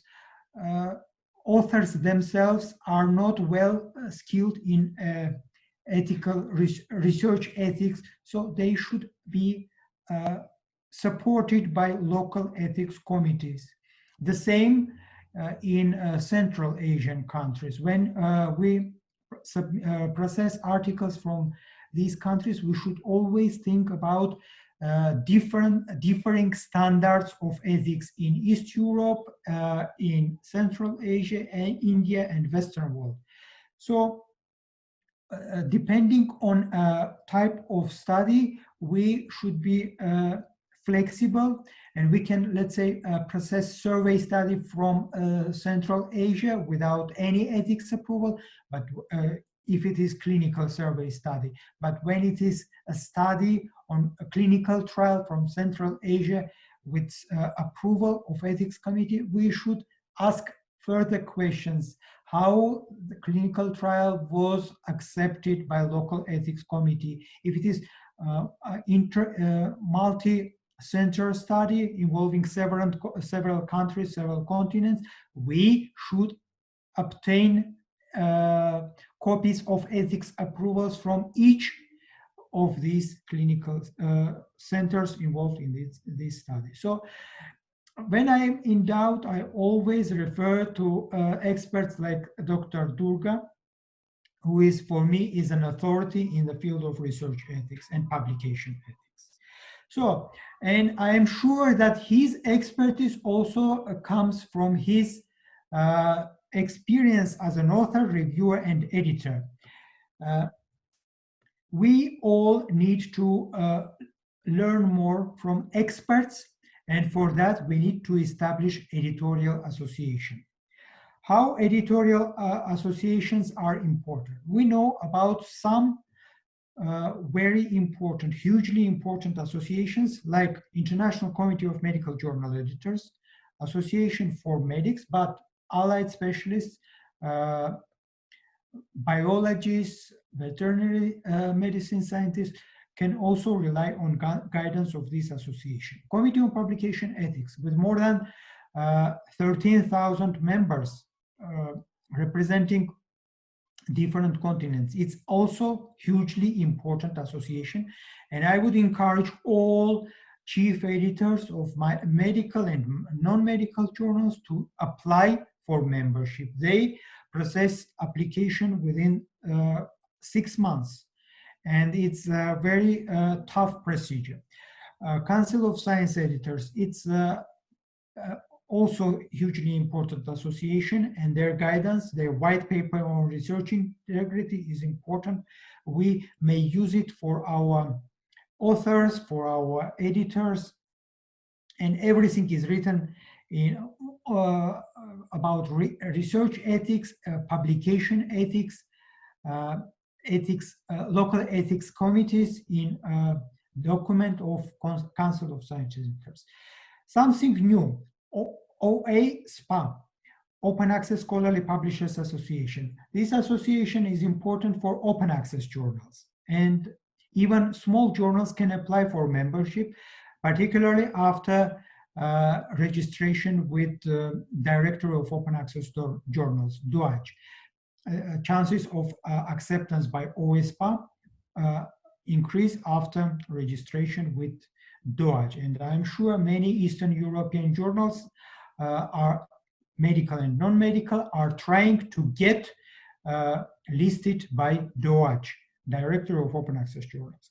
VAMI, again, a large association, but membership is rather difficult for newcomers, and VAMI requires recommendations of acting current members.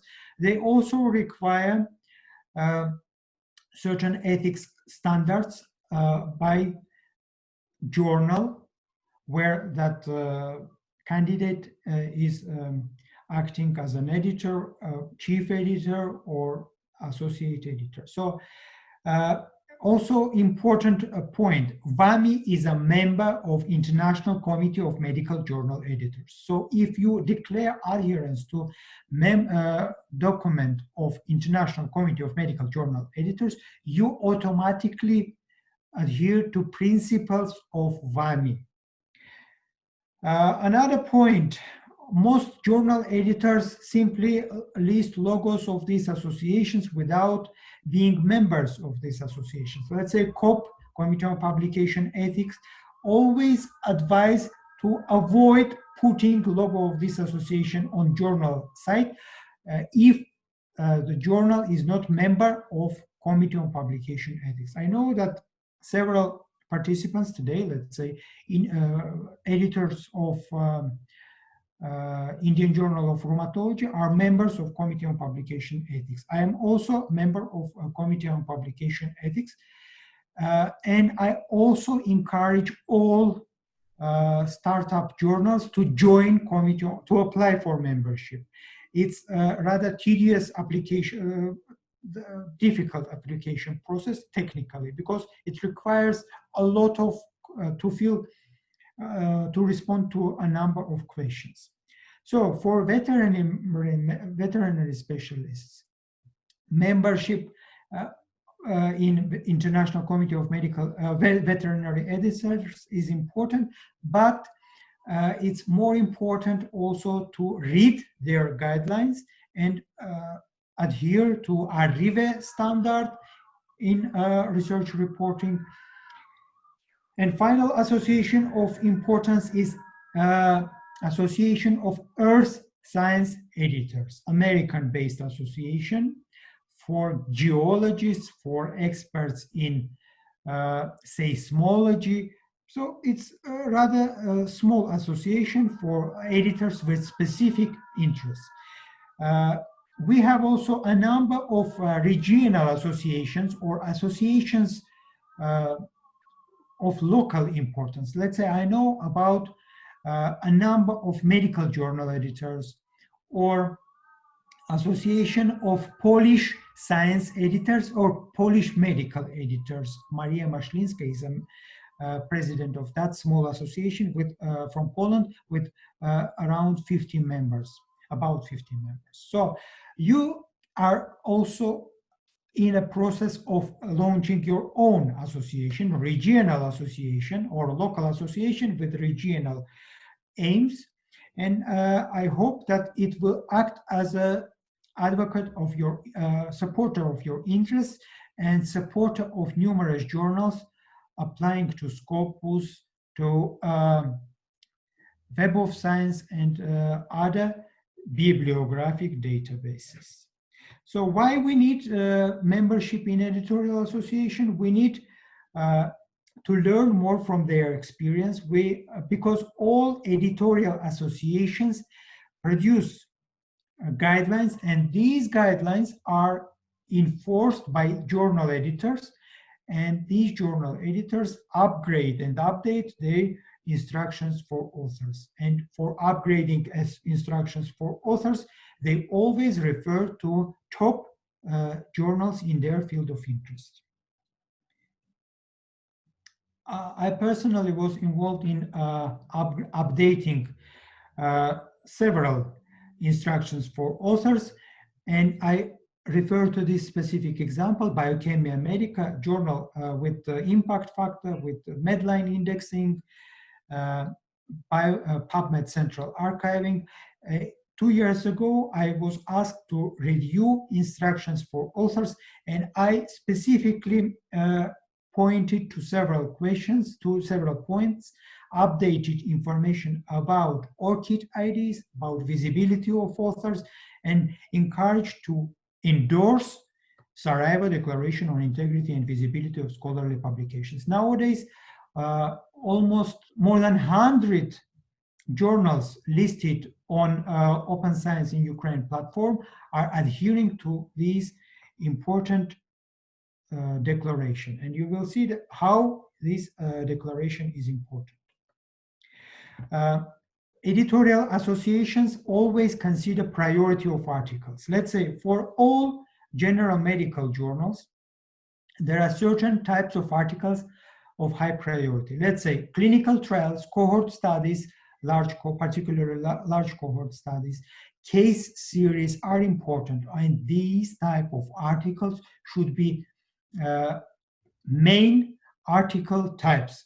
I was asked today a question: what is a proportion of different types of articles in a general medical journal? So, of course, there is no any specific limitation, but most articles in an issue, if it is issue, should be original research papers, different types of original research papers. Let's say 70% of articles should be cohort studies, case series, case-based reviews, and only 30% of articles can be invited reviews, narrative reviews, and small pieces like letters, expert opinion pieces. For Medline, the most important concept is evidence-based, so they ask journals submitting their applications to pay attention how many articles in an issue are evidence-based articles. So issue can be full of case report, but this principle is acceptable for a case report journal. Medline indexes even case report journals, small pieces of articles, but it should be written in instructions for authors. We are in the midst of pandemic, COVID-19 pandemic, and it's difficult to run clinical trials or large cohort studies, prospective studies. This is why we should think about surveys, online surveys, and we should increase number of surveys or systematic reviews, which is also a sort of original research by terms of some journals. we should always rely to instructions and guidance of top journals. Some top journals are considered even as, like Lancet, considered as a consortium of leading editors. It's a small association of highly skilled editors, and any advice from Lancet, from editors of Lancet or chief editor of Lancet are highly valuable. I recall that chief editor of Lancet launched Committee on Publication Ethics in 1997, and he was one of the founding members of World Association of Medical Editors. And Lancet is also part of member of International Committee of Medical Journal Editors. So you see that for all scientific editors, guidance, instructions for authors of Lancet and Lancet-related journals, a series of journals, also important. Nature is important for most journal editors. Again, it's a small consortium of editors. Not small, because there are thousands of editors affiliated to Nature, and now it's a Springer Nature consortium. They have guidance on almost all aspects of editing, writing, and publishing. So let's say today, Dr. Latika Gupta presented elegant and very informative, very eye-catching presentation on graphics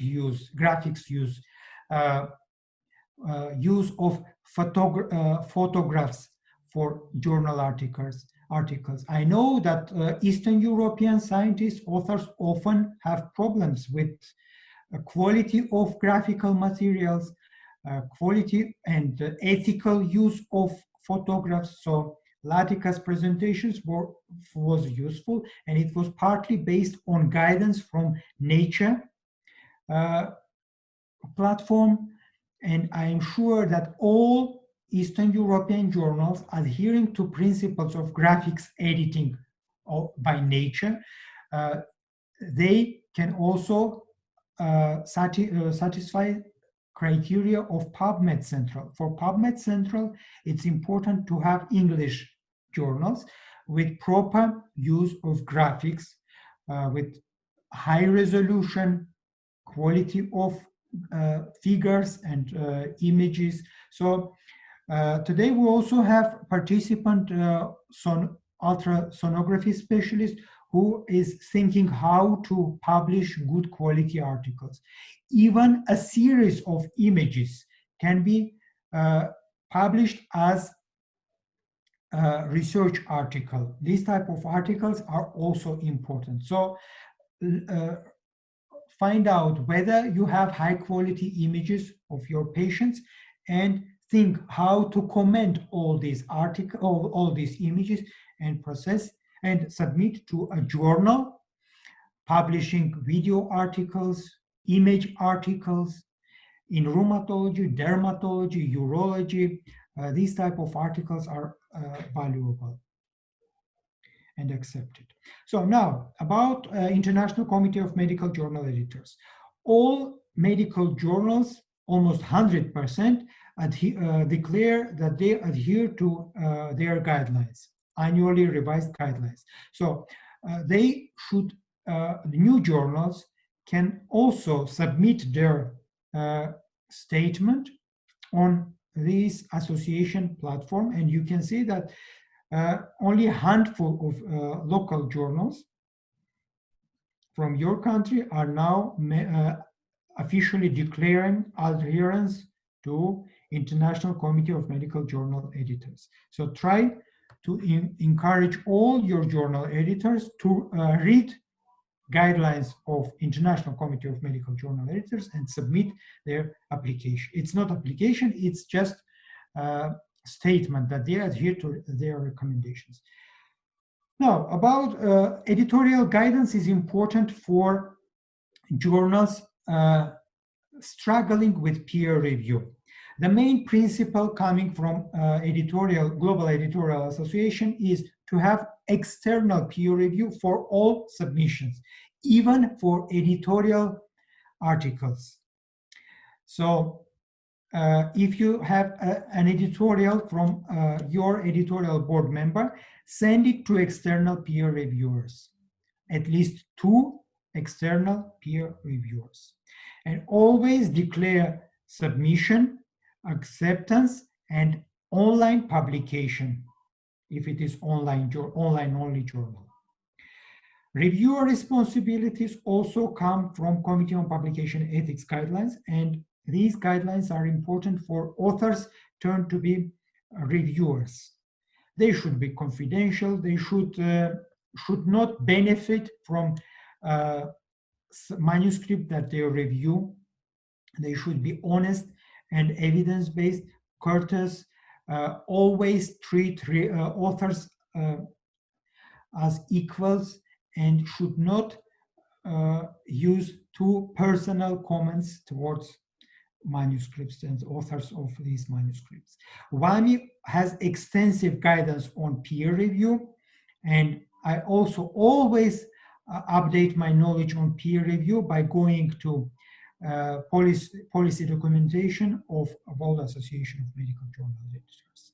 For all authors of all journals, not just medical, but also non-medical, it's important to disclose information about authorship. These authorship criteria are well known by medics, but non-medics should also know that authors are those who take full responsibility for all aspects of manuscript. So if an author wants to be a co-author, he or she should read the whole article, should revise, should approve all aspects of a manuscript. Committee on Publication Ethics has core practices standards, and all journals submitting their application to membership, COP membership, they should learn by heart these core practices standards, particularly competing interests point. Most medics and non-medics know about financial conflicts of interest, but they should also know about non-financial, academic, politically motivated or academically motivated conflicts of interest.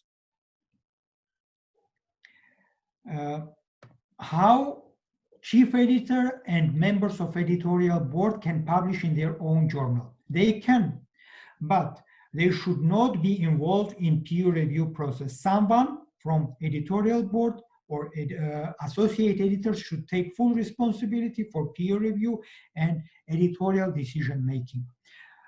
But what we see in some or most Eastern European countries, particularly startup journals, chief editors publish a lot of articles in their journals. Particularly, I recently processed medical journals, and I noticed that chief editors abuse their power and publish a lot of articles authored by chief editors. So it's unethical, and we should ask our authors from Eastern European countries to limit number of submissions from chief editors. They can publish their articles in our journals they do not control. Council of Science Editors have editors published recently updated guidance, and you see I also refer to this point. I often reject articles, submissions, and authors who are not satisfied with decision appeal, and I explain them that my decision was based on reviewer comments and my own judgment as author, as editor, based on priority of their submission. Sometimes we have a top priority submission, but poorly written. We process this type of articles and ask authors to pay more attention to language, to correct it, and accept.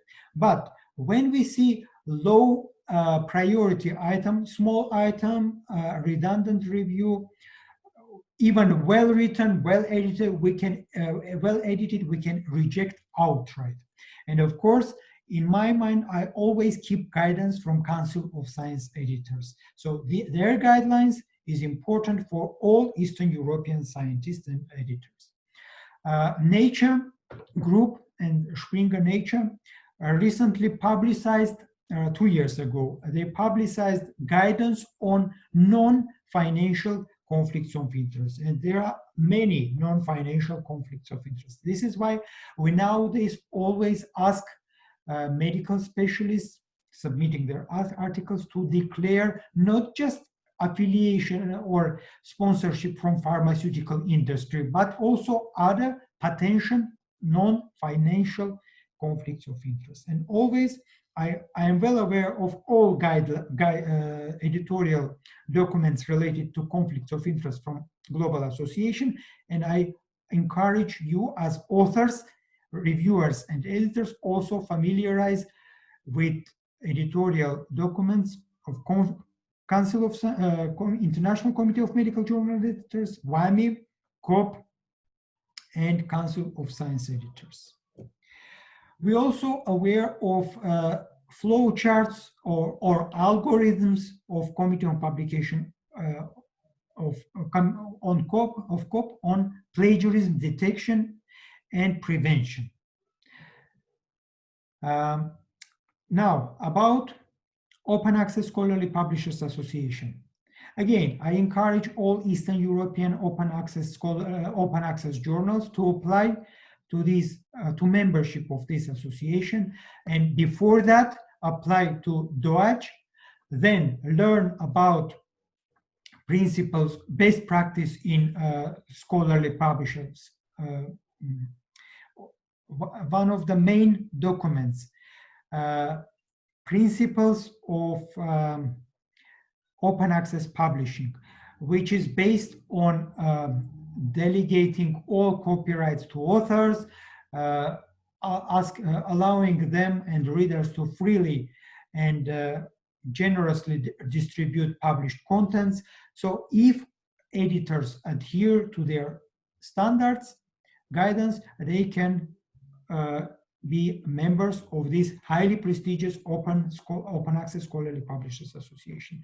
They particularly encourage using Creative Commons license, particularly CC BY, when authors are copyright holders, and they are allowed to freely repository, reuse published contents, their authors by themselves. And of course, main document for open access scholarly journals is Principles of Transparency and Best Practice in Scholarly Publishing.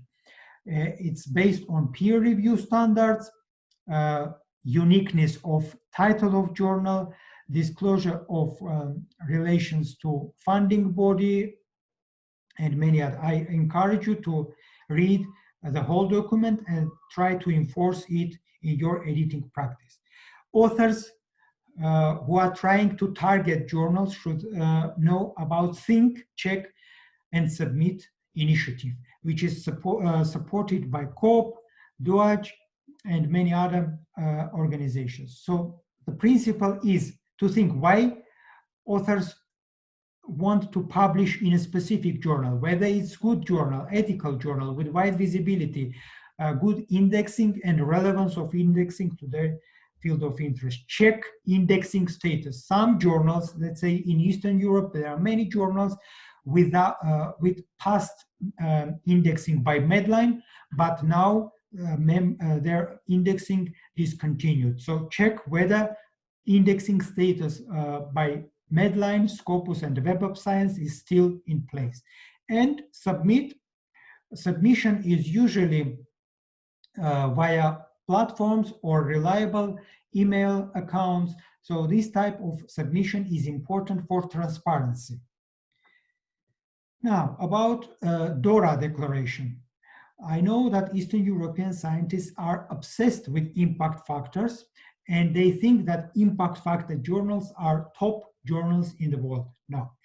There are many journals without impact factors, but still satisfying quality standards.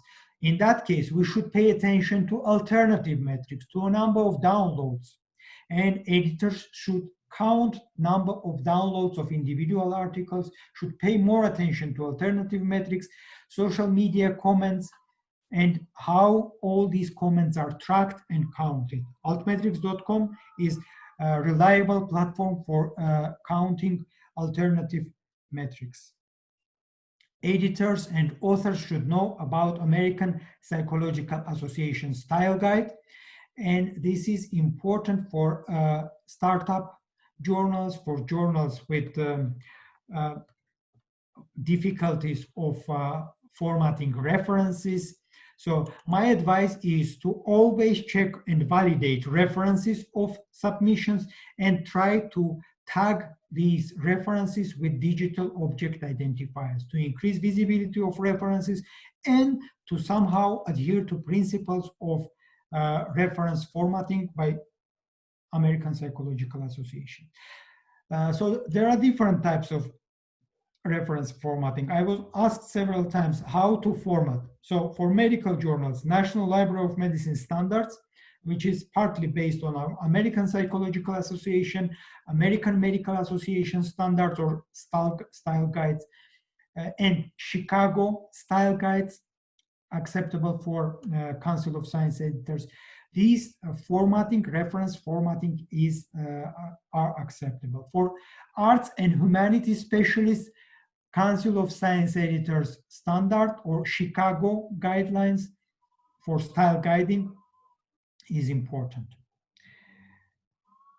Here is example how references are validated and tagged with digital object identifiers. So it's important for visibility of references. And references are now counted, also processed by Crossref platform, which is integrated with ORCID. ORCID is individual authors identifiers.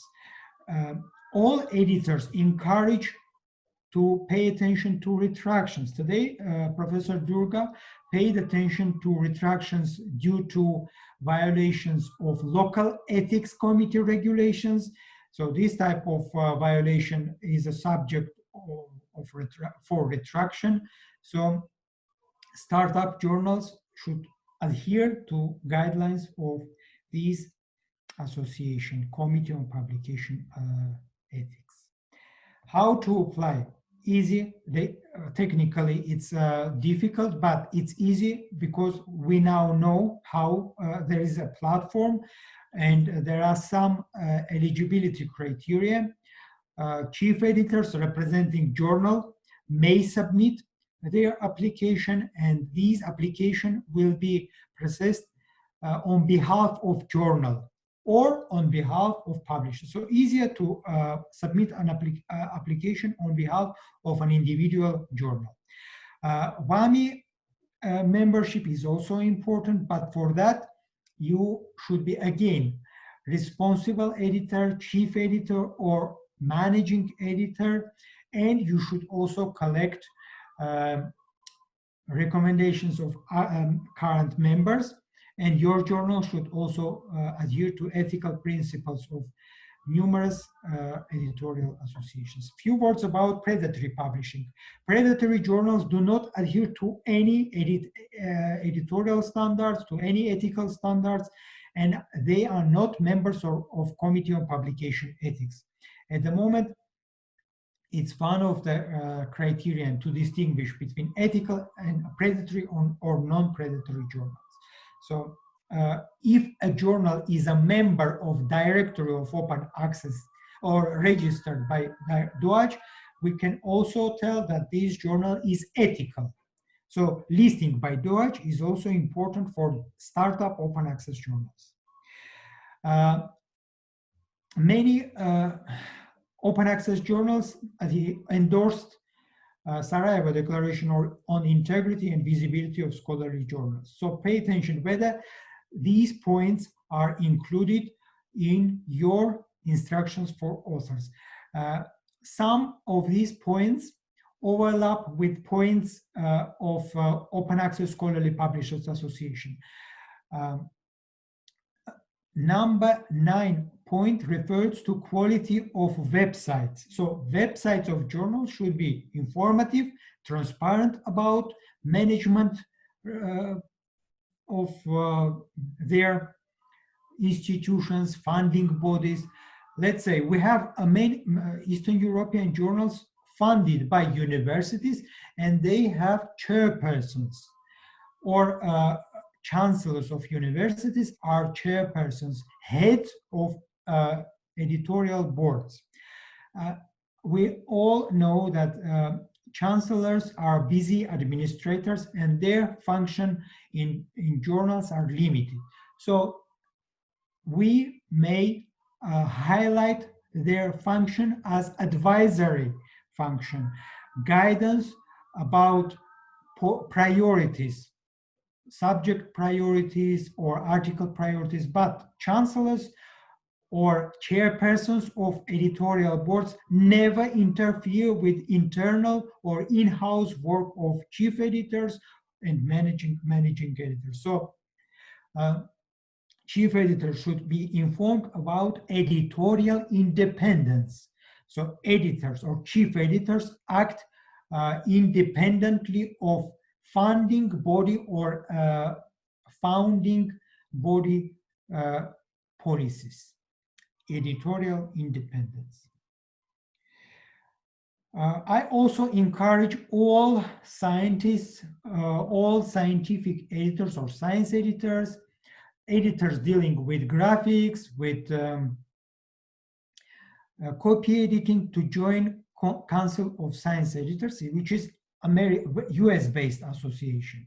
But those who are interested more in local issues may launch their own association, and we are also supporting start of or opening of local Eastern European Council of Editors to support local editors to unite their efforts and to adhere to best ethical standards, publish own adapted editorial standards or ethical documents. So, and we are now in the process of reaching that point when local association will be launched based on all points we discussed over the past 6 months. So you see that let's say here is just example how members of Council of Science Editors may benefit from membership. They can benefit from joining or networking their experts from other countries, from other journals, and discuss mistakes on online platforms. So for any association, editorial association, online platform is important. It's also important to benefit from proposing and upgrading editorial strategy, editorial standards. So I hope that today's presentations were informative, useful for authors, journal editors, and it was today was an important webinar for launching new editorial association, Council of Editors in Eastern Europe.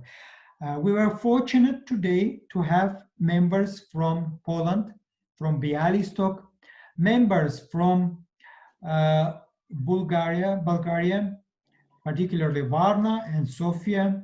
I am grateful to these participants. I am also grateful to a participant from our international participant from Egypt, yes, lady who is a member of editorial board of Egyptian rheumatologists, who is interested in editorial standards, and I'm sure we will continue our cooperation with that participants. Let me also express my gratitude to editors or authors, researchers from East Ukraine, Kharkiv. We have I think, two participants. Yes. Yeah, one is a veterinary specialist, and another one is From medical university. Yeah, National Medical University in Kharkiv. Yeah, thank you very much for attending today's webinar. We've tried our best to present ethics policy points, and we prepared all of you to welcome new editorial council in Eastern Europe, which will be supported, that editorial association will be supported by local university, local scientific society, Shevchenko Scientific Society, and will be supported also in activities as well. So it's quite difficult to run webinar series, and I'm grateful to Olena Zimba for running these webinar series. With some technical problems at the beginning of our webinar. Yeah, it's an excuse, yeah. Yes. Because we managed to deliver all presentations. Fortunately, yes. Hopefully, our future webinars and even face-to-face meetings will be in less stressful situation and will be without any technical problems. Thank you very much to all. We have also participants from the USA, Dr. Vasil Lonchina. He is a regular contributor to our webinars. He's not just contributor, yeah, who is our mentor. Yes. Who is expert in ethics, and he's going also to contribute more to academic activities of your university, your scientific society. And I know that this type of specialists are valuable for establishing research infrastructure and for publishing more ethical papers. So try to benefit from guidance and support of Professors Durga Misra, Latika Gupta, Vasil Lonchina. We should also express our gratitude to Oksana Zaychkivska, who is not just supporter, who asks a lot of topical questions, important questions, how to run editorial boards, how to improve editorial standards, editorial strategy. So I am very and Professor Chupyak is with us also. Professor Chupyak is with us, yes. I know about Professor Chupak's participations, particularly because she's on vacation now and she's very busy, but she managed to attend. And I know that she supported our face-to-face seminars back starting 2 years. We started these seminars 2 years. Thank you very much to Professor Chupak as well. Now it's time for discussion, and we encourage our participants for comments, questions, who would like to add something. Maybe Professor Lonchina. Yes, I'd like to add a few comments. Yes.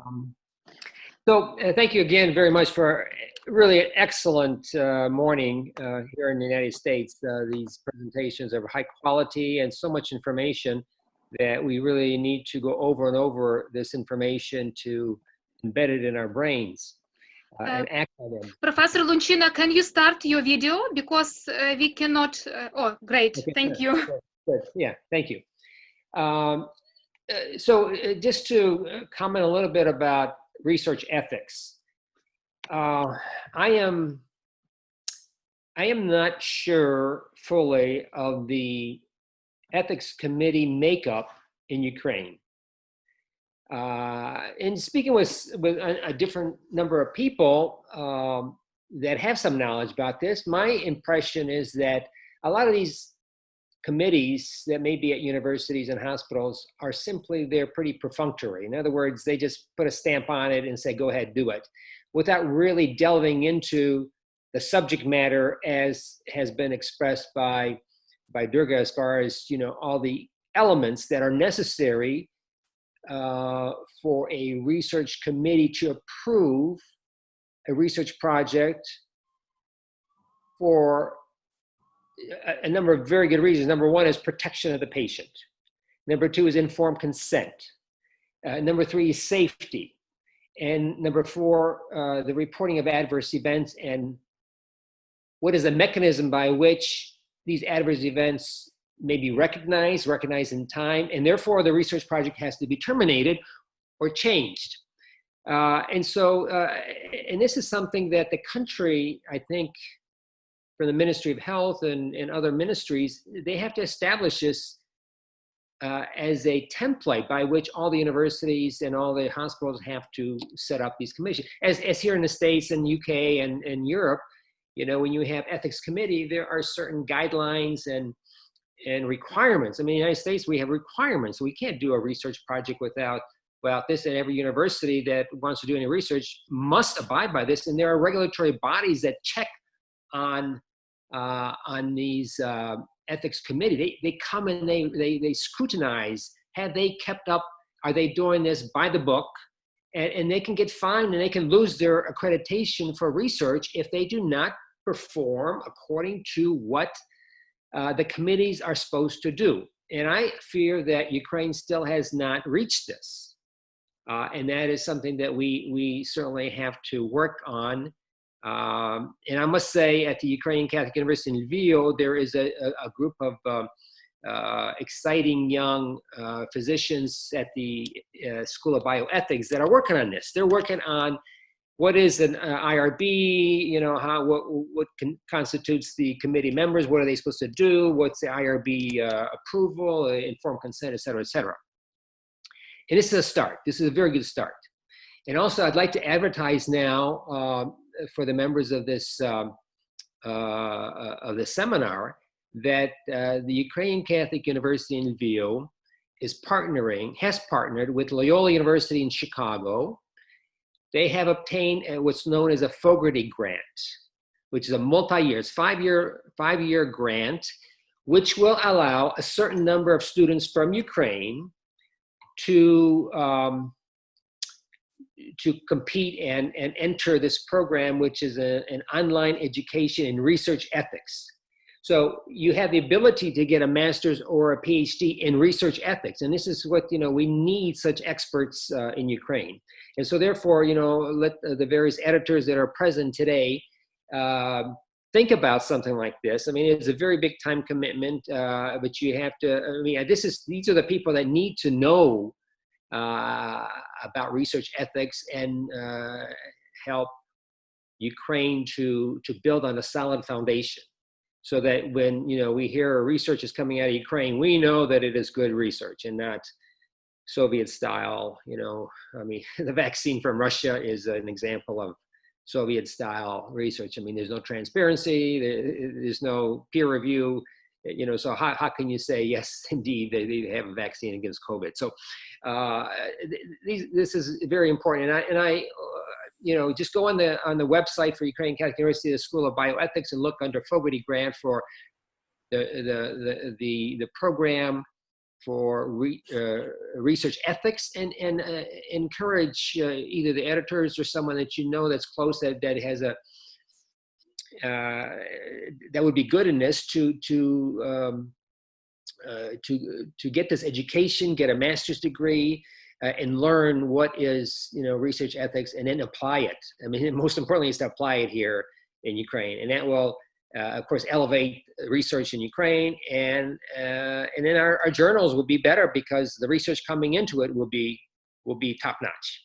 So that's my little advertisement.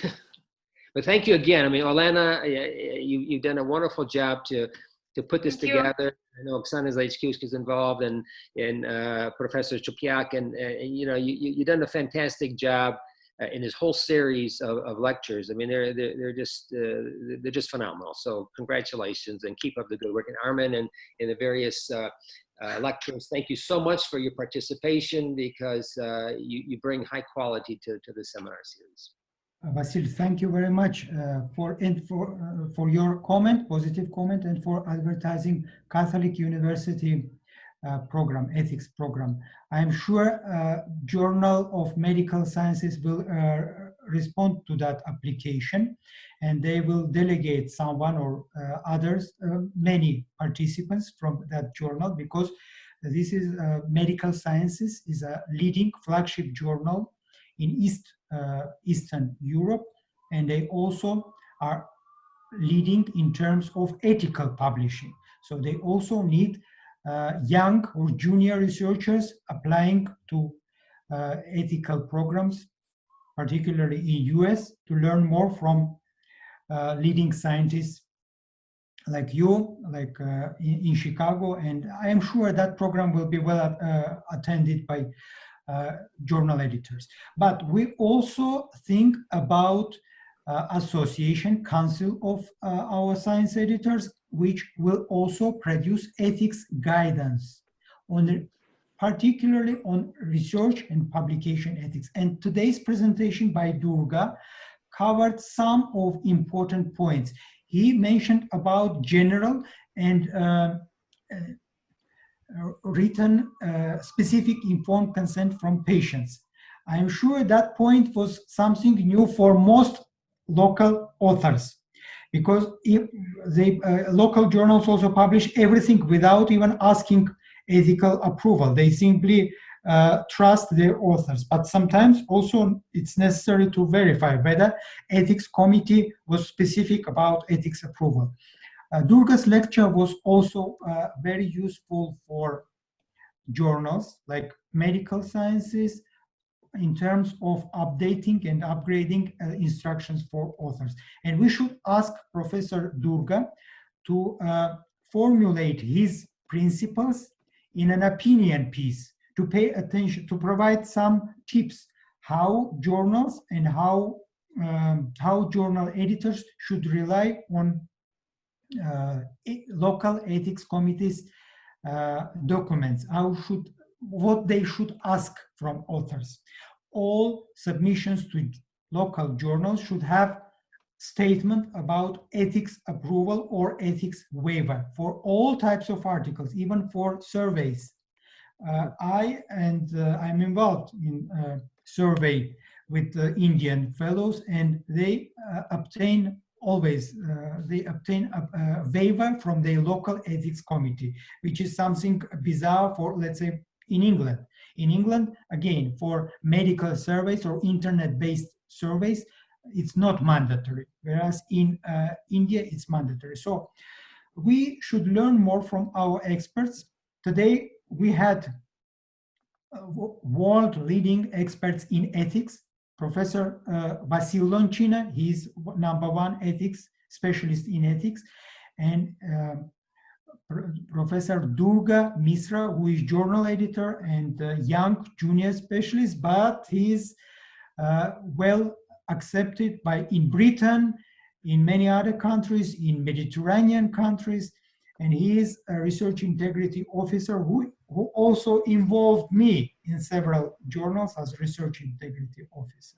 So I also learned from my fellows, from my, not to say pupils, but fellows who were supported by me over the past 5 years, 5 or more. I met Durga 5 years ago, and when we was assistant editor. Now he is associate editor in his journal, and I'm sure he will be chief editor in Lancet Rheumatology, in other top journals. We should hopes are high. So today we also have a specialist from Poland, Jerzy Konstantinowicz, professor from Białystok, who is one of our supporters as rheumatologists, pediatric rheumatologists. And I'm sure today's presentation on ethics will be useful to researchers, pediatric rheumatologists in Białystok, who produce case series, small case cohort studies. So thank you very much for attending this webinar, and I hope that your fellows, Professor Konstantinovich, your fellows will follow guidance of today's presentation by Durga Misra. And I hope to see you again. You can comment, you can Professor Konstantinovich. I'm sure you are there somewhere. Dear Jurek, can you hear us? You wrote. No, He yes, he activated wrote his. about some problems with technical issues Okay. in the We can notes. wait. In So, chat. Oksana, In chat. now Yes, it's your I would turn. like to begin your discussion. And first of all, I would like to thank you, Armen, for your hard work to organize this in summertime, in the middle of vacation, these fabulous speakers. First of all, big thanks for your 2 lectures, which are very interesting and presented in very elegant and very informative way, as well as Dr. Latika and Dr. Durga. So I hope all enjoy from this information. Especially it was very interesting to know about the illustrations, about the figures, how to present, what is the best way. And for sure, ethical issues now in the COVID era or post-COVID era are very important. How to differentiate all this raised new questions. Yes, so our bioethical committee of our university should accept all this recommendation. It was very good your suggestions to present some main important points, like maybe like summary of our today meetings, webinars that we recommended to all journals, yes, accepting the practice editorial to differentiate this all 3 types of research which is now presented, yes, typical, COVID, and so it's very, very interesting. Next point which I would like to discuss is about this editorial association. So I ask you about this, many different medical association of editors. Yes, for your opinion, what are the most important? Because I knew that is in Ukraine is no one. Do you know some people who join this international editorial associations? Oksana, thank you very much for your question. Yeah, about editorial association. You should have your local editorial association with small membership, let's say 50 up to 100. And members can be also from neighboring countries like Poland. Because they also face almost the same problems in ethical publishing, in local ethics committees, almost the same. And I am well aware of all regional editorial associations. I know about Medical Editors Association in Poland, in Warsaw, and who is president of that small association. Again, small, because it's local. But we are going to have association because not many local editors are membering Global Editorial Association. So I cannot tell you about International Committee of Medical Journal Editors.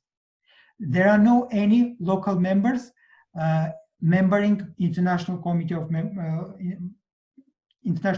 Medical Journal Editors. But I know about Croatia, I know about Korea, and I supported fellows from South Korea in their attempt to join International Committee of Medical Journal Editors. And now Journal of Korean Medical Science stands as a member next to Lancet, next to New England Journal of Medicine. And I remember also Croatian Medical Journal was also member of that prestigious association, but there were many problems, or there weren't any attempt from your country or from Eastern Europe to join International Committee of Medical Journal Editors. It's difficult because they pay attention to quality of publishing, to a number of standards. There are other associations. You mentioned about World Association of Medical Journal Editors, and in my opinion, you fully satisfy their criteria of membership, and you should join it. but you should also join Committee on Publication Ethics. At least you should apply to Committee on Publication Ethics. For that, there is a technical procedure, and it takes time, 6 months. But I strongly encourage your journal, Medical Sciences, to apply to Committee on Publication Ethics and benefit from membership, COP membership. The same with many other. Yes, Scope and VAMI. VAMI. VAMI. Pronounced VAMI, yeah. First is COP, because COP membership allows you to upgrade your ethical standards and submit your application after that to Scopus, Web of Science, although these are two different things. Scopus indexing is not dependent on COP membership. So open access journals can also apply to Open Access Scholarly Publishers Association membership. All these global associations are important, and we should encourage local editors to join these global associations and benefit from international membership. Alternatively, or simultaneously, we should also improve or we should encourage more local editors to unite with you and with others in Ukrainian Council of Science Editors, which will be launched. And I am sure Olena, Professor Lanchina, Professor Chopyak, and Professor Stoika will act as supporters of that association and will expand international members. We should have, or you should have, honorary president of that association or council, acting president, lifetime honorary members like Professor Lanchina, Professor Durga. From Bulgaria, we have also Svetoslav Georgiev. All these experts will help local editors, local authors, reviewers, and editors to upgrade standards, local standards. And I am sure with new council launched by Olena and many others, will have a big move towards global editorial association. Your local society can join as a corporate member of Council of Science Editors, US-based association, can join, can support local journal, one local journal for membership in International Committee of Medical Journal Editors. So it's thank you for your comments. And I also ask you questions about the specific obligation, functional role about the chairpersons, because you know you wrote me in the private emails that it's very important. Can you be more clear in this? Chairpersons, they are honorary members. They usually do not intervene in in-house editorial policy or in-house. They are not they are not taking part in peer review and delegate all editorial functions to chief editor, but they can propose something about priority issues. Let's say your journal is a local journal, regional journal, and they can ask to publish more articles relevant for local university or relevant of interest of Shevchenko Scientific Society. Their function is just advisory. They do not intervene. They can also skip editorial board meetings. They are honorary members, not responsible for any in-house editorial or peer review activities. I also know about Iranian journals. Almost all chairpersons are chancellors of Iranian universities, and almost all medical journals in Iran indexed by Medline, Scopus, and Web of Science are trustworthy journals. I was partly involved in upgrading their standards starting from 2009, And I'm sure that we can learn from our experience of these Middle East journals. Yeah. Okay, thank you very much. Yes, Thank it's you. now it's more clear. Thank you. Professor Chopak is now online. And we are still waiting for Professor Konstantinovich from Białystok, Poland.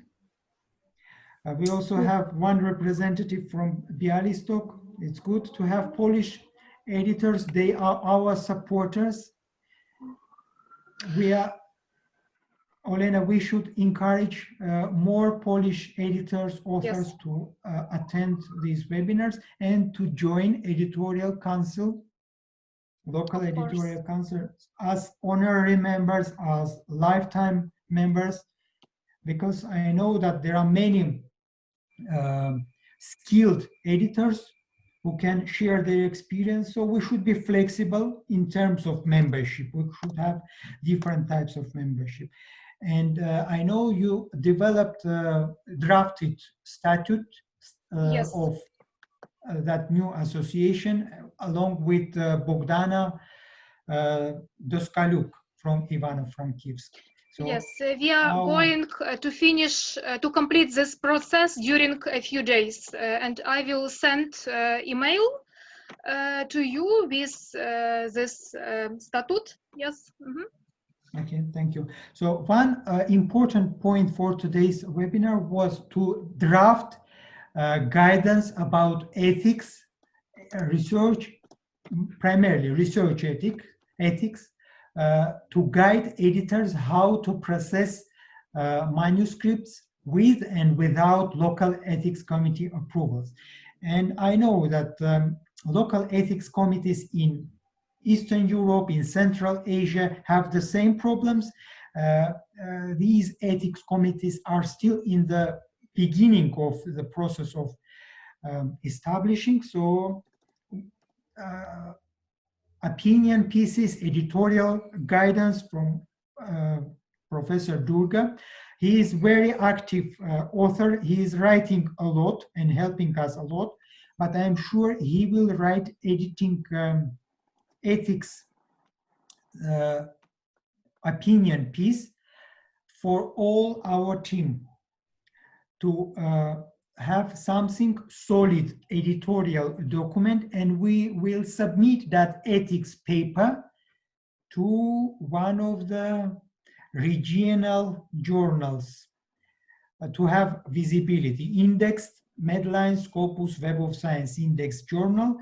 And then we'll ask your university, your scientific society, and new council to endorse that document and enforce by local journals. So this type of practice, this way is more suitable. And of course, I personally did the same. I drafted Sarajevo Declaration 4 years ago, published in a regional journal with good visibility, then distributed to open access journals who endorsed this declaration. So this type of document will be developed by Durga, I'm sure. Yeah, could you explain for us what is the main points for membership of this in these societies? Oksana, you are right. We invite people, they should send information like CV or what they should say send to us. You cannot accept all members. First of all, we should offer benefits of membership. Let's say free attendance of webinars, free attendance of annual electronic or face-to-face congress, access to consultations. We are going, or you are going to offer expertise to startup journals or solve ethical problems in these local journals. These are benefits. These type of benefits are common for editorial associations. But membering editorial society is also important for indexing. I am expert of a database and always pay attention whether journal editors have membership in global or regional editorial associations. If no membership, it means that editorial credentials of these editors are lacking. So we should strongly encourage local editors to join association. They should be ethical editors, not involved in any predatory publishing, and statute should also have points about eligibility criteria. Of course, you are going to accept chief editors, managing editors, science editors, copy editors, all types of editors. But if they are involved in any let's say predatory type of activities, let's say charging authors without appropriate or quality services, these type of activities are considered as predatory. We are not going to accept. I myself excluded several members who were on editorial boards of predatory journals. So all journal editors should be familiar with the term predatory publishing and should avoid membering any editorial board with links to predatory activities. So Olena will draft, it will be in local language, so it will be distributed among council presidium or council. You have different bodies, managing bodies. So managing body will review, will change, will revise based on local needs. And then you, I will be just observer, you will approve that document among yourselves and will register your council, which will be serious organization for not just for supporting, but also for punishing, let's say, local journals, because you have many journals failing to meet basic ethical norms, where chief editors publish a lot. One journal issue, and in one journal issue, small issue with 7 articles, 5 articles are authored by chief editor. This type of activities are unacceptable by your local higher certifying committee. I am well aware of the formal standards. The same principles should be enforced to avoid predatory publishing activities by your council of editors. Olena? Thank you very much. It was very interesting. Thank you. Thank you. Very useful. It looks like we have covered the most important items of today's webinar. Are there any questions, comments before we finish our today's webinar? I would like to express our deep gratitude to Bulgarian, Polish, Indian participants for their regular contribution to our webinars and for their lecturing, to Professor Lonchina, who is regular contributor of our webinar series, to Professor Chupyak, Professor Zayachkivska, Dr. Armen, for your regular contribution to our webinar series. Thank you very much. We also have newcomers today, Yelena Grishnya. Professor Chupyak, would you like to add something?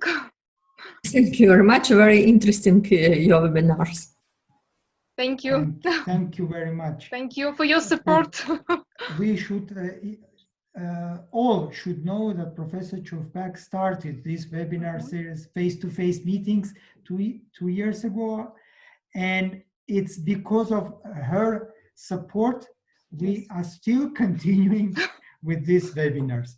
But Olena, we today have 2 participants from Kharkiv. Yes. Briefly, we need to. We have also participants from Vinnytsia, Ivano-Frankivsk, Lviv, Ternopil, Lutsk, from Kharkiv and from Kiev. Yeah. So we should thank them for Yes. attending, and we will continue. We will stay in touch. We have even a theologist, yeah, professor from. Yes, from Lutsk. From Lutsk. Vice Chancellor. He is Vice Chancellor of Science, yeah. Yes. Yes. Okay. Good. Okay. Small number, but geography is wide. Yeah, different continents. Good.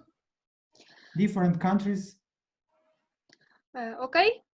We are very grateful to our speakers and participants. Thank you so much, and have a good evening. Goodbye.